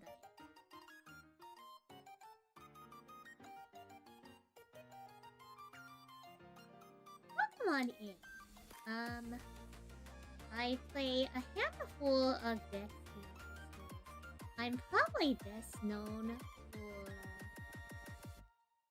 I like to play a deck called 15, where the whole concept is you use Poseidon to quick ascend into misenchanted Celestials, mainly Pentail. Kind of like Blue Eyes White Pentail. We've been trying to get into the game, but there's no scene for Celestials. What tends to be this? I actually build and mail out Celestial decks to give out to my chat. We recently did a round of them. They're going out in the mail. Some of them have already been delivered. Two of them I just need to finish up putting together the card form and ship them up this week. But right now we're doing some not Yu-Gi-Oh related, but overall like channel related stuff. I'm doing like Twitch activities for the community next month. Once a year we celebrate Lobster Week, which International Lobster Day in the US takes place on September 20th. I attend a handful of Celestials events. I'm trying to make it out to the Columbus Open that they announced this year. I got top 16 at the Dallas Open. And I got top 16 at this one. I had a series of unfortunate events which contributed to a pretty poor performance at World. I suppose 36th place isn't bad. It could happen again. I'm occasionally competitive, but I like playing silly decks the most. Well, not silly, but like I guess stuff that is considered a little bit less meta. One of my favorite decks to play is Ailsdale, which is the solo horses like cutting off and Luxomir.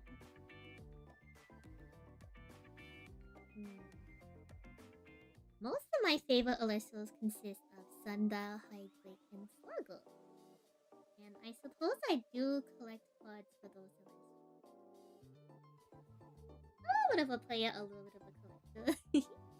All in all, a big fan. So I'm doing logistics right now to basically figure out stuff for my stream next month. I make cosplays. I don't do them super often, but I suppose if you like saw footage or like stuff from Dallas or like had heard if you attended Dallas or had heard of stuff like this, which I don't know how recently you got into this. I cosplayed Davida to the Dallas Open. I was going to run back the costume for Kissimmee, I had brought it along with me, but I left the accessories at home by accident. So unfortunately, I didn't get the chance to dress up for that one. I don't know if I'm going to have the time to do anything for Columbus this year, but we'll see, we'll see. So I'm just typing up the conditions for a pretty complicated series of events for my upcoming, kind of like a subathon, donathon thing for the community. I want it to be chat submits cosplay ideas, and then everybody votes on what they want to see me cosplay. In terms of what I've been playing for Sunstrike, I've been trying a handful of everything. I played a little bit of Bears. I tried to get Moth banned, and it got banned. I recently tried out Hera. I was trying out Luna Dynamite. I think the next thing I want to try is the Poseidon stuff got a lot of support, so I think that would be really fun to try out. I know a lot of people have been playing with Helia foot. So Sloth has been really popular, so we might try that one out too. But luckily I have a quad shop. It's not super close. I drive like 40 minutes out. But luckily for me, I happen to have a store near me that does run events. So I do try to make it out there when I can. Cosplay fun. Cosplay materials and fun fixing the soil. Labor. Someone gets 1 vote. Donators get an increased percentage of the is that like an all-white? Is that an all-white? Wait. I feel like there's a bit.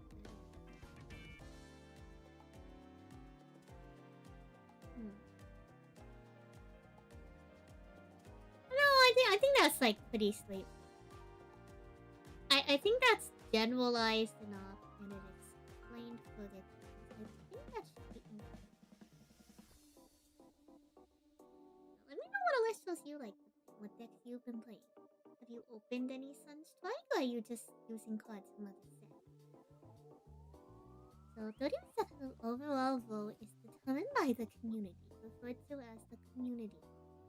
30% of the overall vote is only one cosplay suggestion, which will be the most popular decided by a majority vote, selected via Google Form.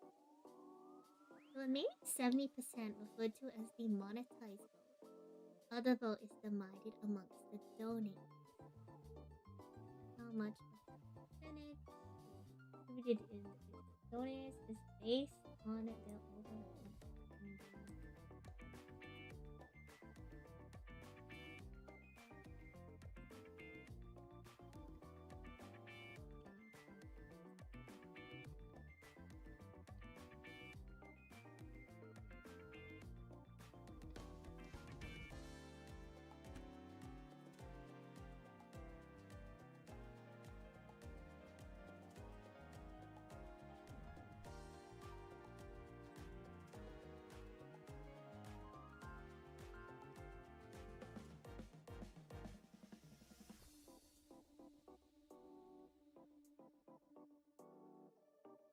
Donate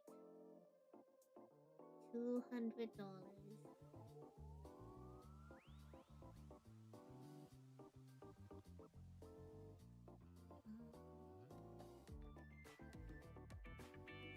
You know, like it's only 2 words. I might as well bold the entire thing.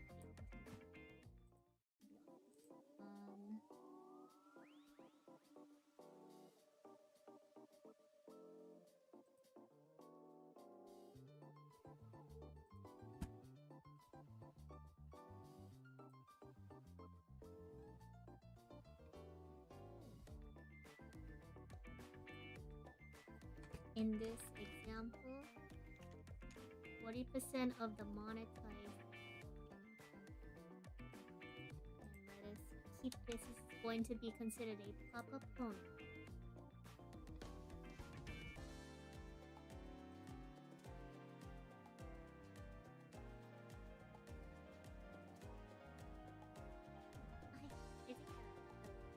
I don't think I need a rename. I vote X. This example, 40% of the monetary would be an overall 20% of the final goal.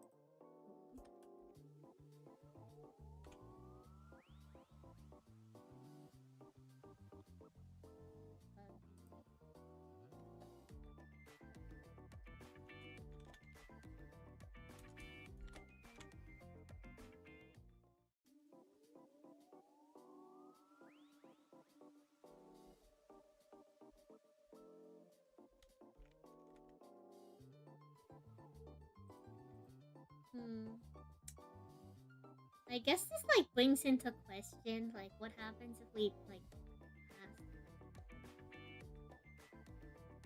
pass. From my perspective, if people want to continue to donate, I feel like someone's going to tell me like, Sam, doesn't this like doesn't this discourage people from contributing anything past like intended? And I think my answer to that is like, well, this is for the community. I think this should be.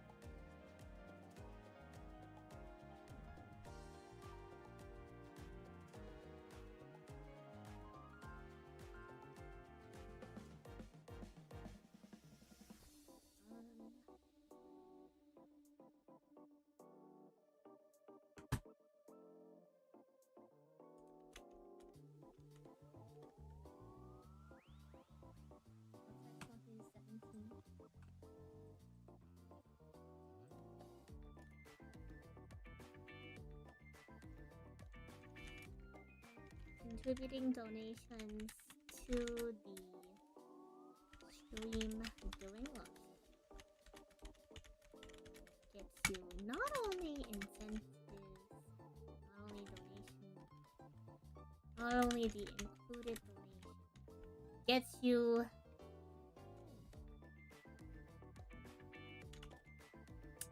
the included donation.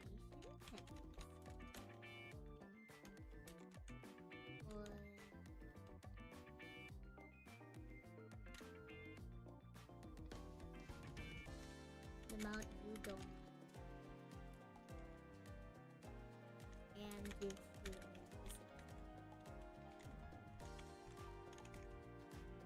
voting rights in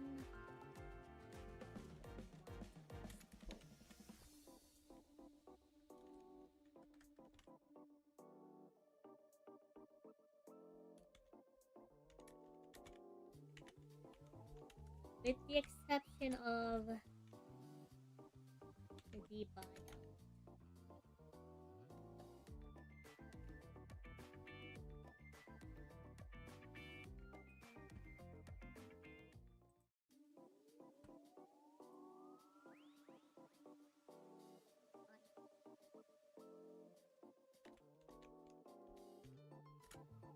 The exception of the cosplay buyout. Explain what that is. I put an asterisk here. And I put an asterisk here. So that people understand that these are good to each other.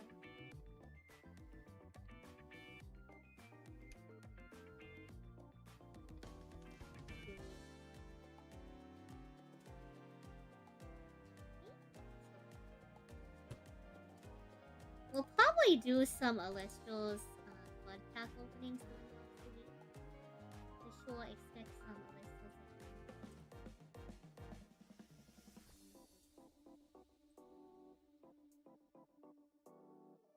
Yeah, we'll definitely be opening a lot of Alestro's during that week. I don't know if I'm going to save these for the week or we'll just open them when they arrive. I am supporting our fellow creators, so I am picking up a copy of MBT Divine. I am picking up a copy of... Now, they're my sworn enemy because they've made a certain card I really like.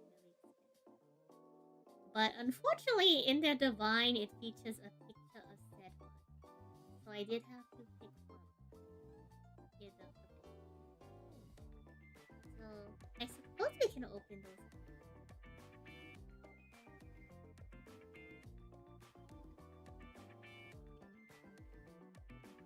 Any other TOS type stuff?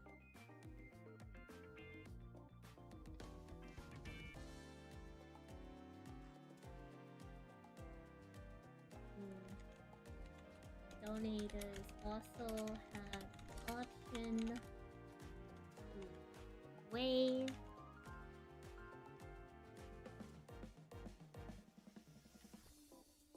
their percentage of the voting right.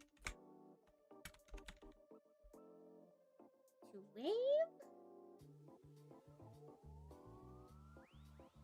or gift to another individual their percentage of the vote.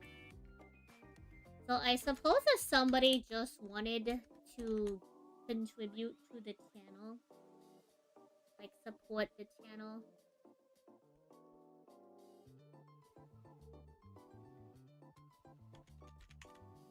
donators can designate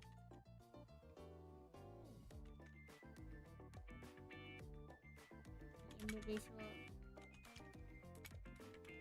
or can ask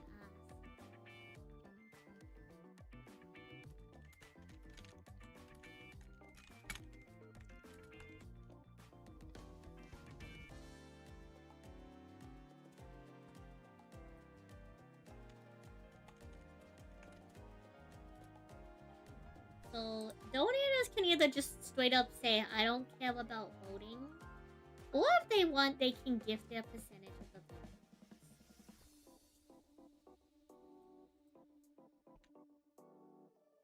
This is a weird clause, but I think it's going to come up at some point. I have a strong feeling that this is going to come up at some point. So we're going to include, just to be clear.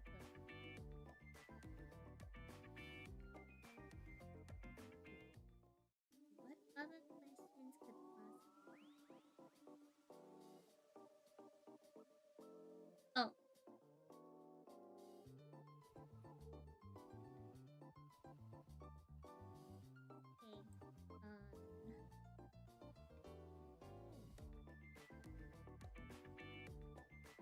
After this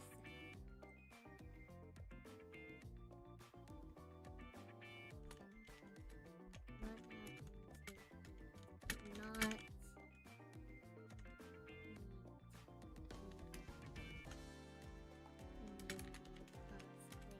material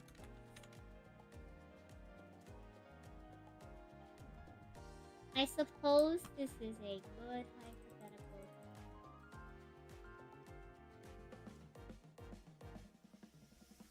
We have a couple of solutions.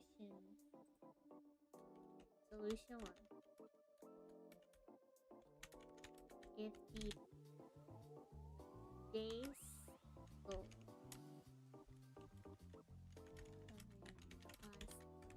sewing machine and the labor goal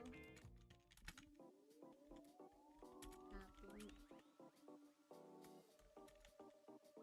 But the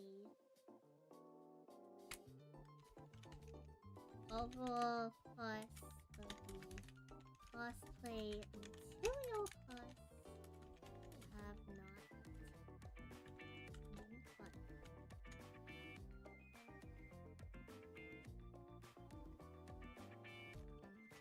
We look towards the total amount raised. If the total amount raised covers the cost of a different cost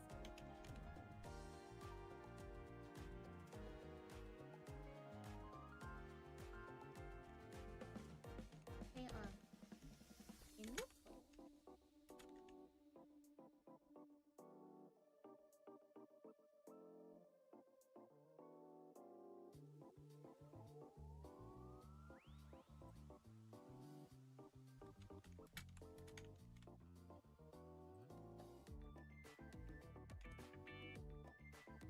Options in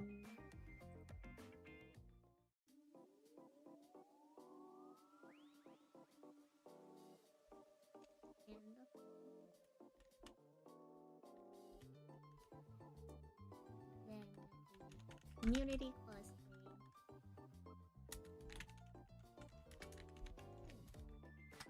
Will default to the most popular cosplay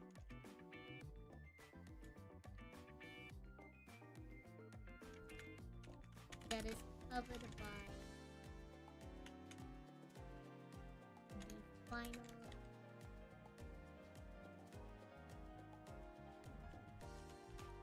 funding covered by the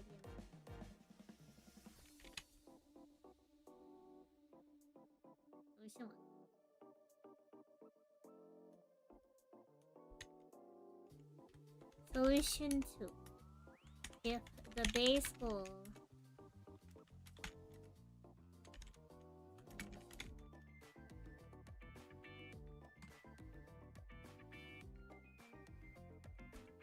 $100 to send.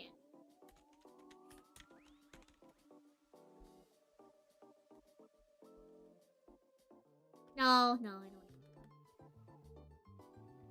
The base goal to cover the covering. Use consistent language. Covering the cost of the sewing machine. Whatever it is.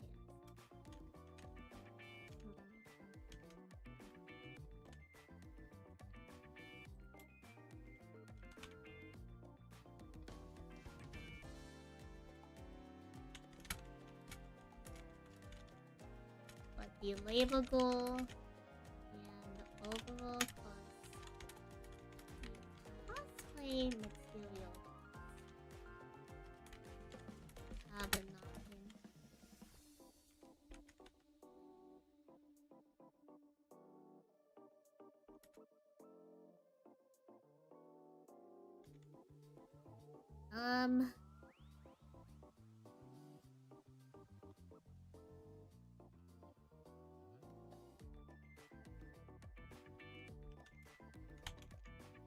No cosplay happens. No cosplay happens. Santa will find me.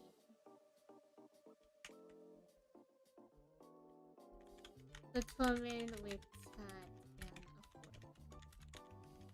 affordable. Solution 3. If the base goal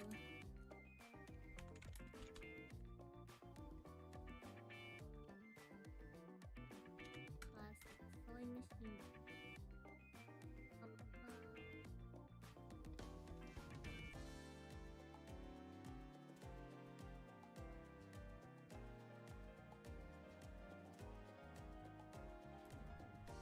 work smarter, not harder.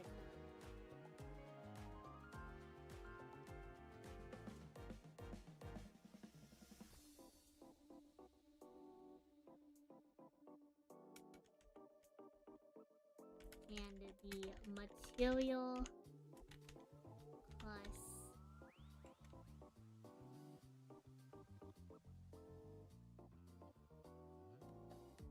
we have not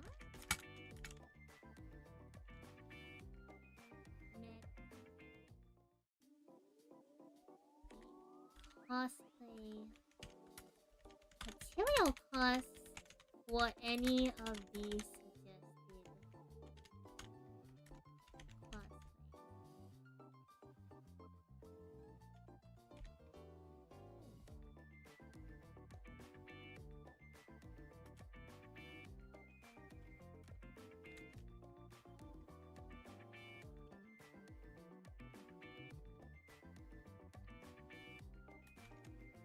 Then, what is like a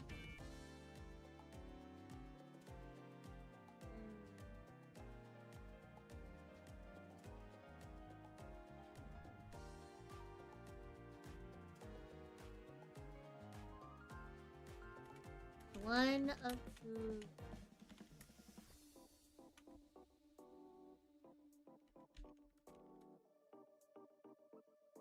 Can discuss with.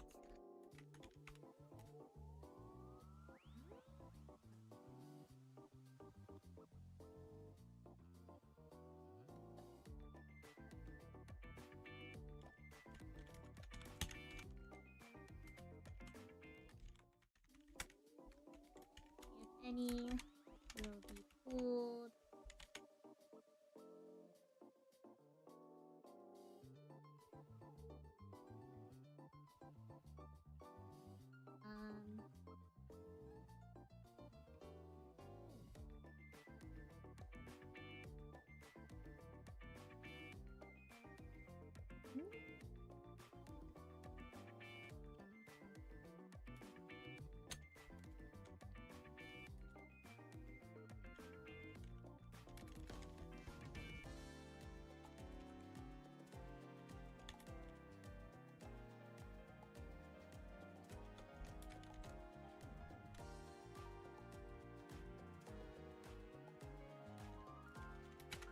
I'm going to discuss with y'all on this.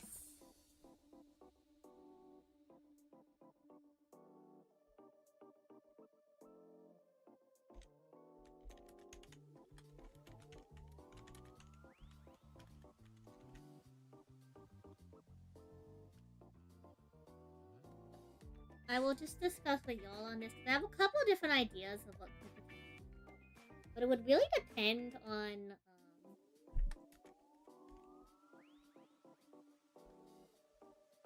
we'll discuss with chat options as this will vary based on the amount of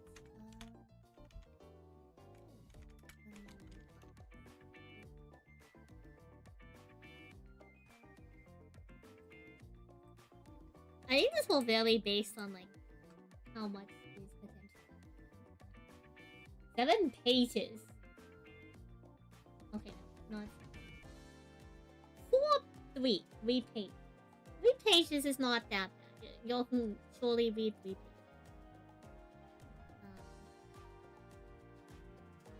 I think that's all I have for tonight. I think we did a pretty good job with this one. We'll make it look fancier and all that jazz later down the line.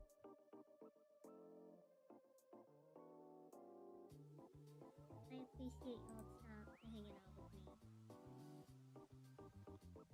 Very, very good progress. I think we banged out a lot of the details. I like having this stuff in advance so you don't know what's coming up, and also I can get opinions. But sometimes I think there's a good solution, and sometimes I'm right. Other times, maybe I am wrong. Maybe other times there are like more effective solutions. I also appreciate being able to bounce ideas.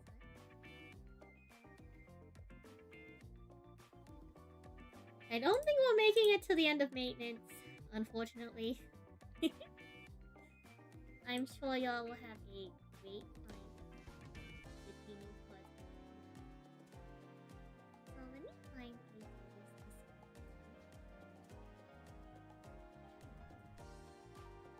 appreciate y'all hanging out. Anyone? I can send y'all to Ganu.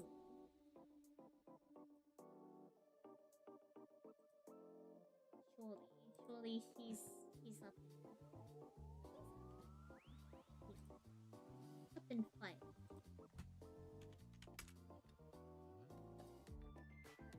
Our raid message will be suggest some cosplay ideas for Sam.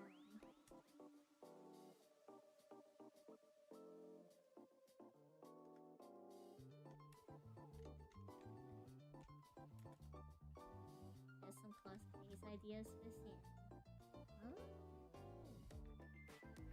You have a nice night.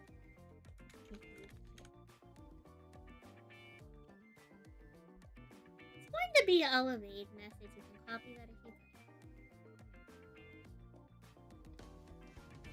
Hope you have a nice week. Love you. Thank you so much for hanging out, chat. It was nice meeting you.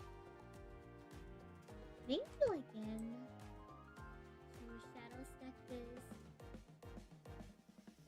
and to Well and Rico and Amy August for the raid. Send Miss Genmu online. I'll see you all when I see you. Join the Discord if you'd like. Copy the raid message if you'd like.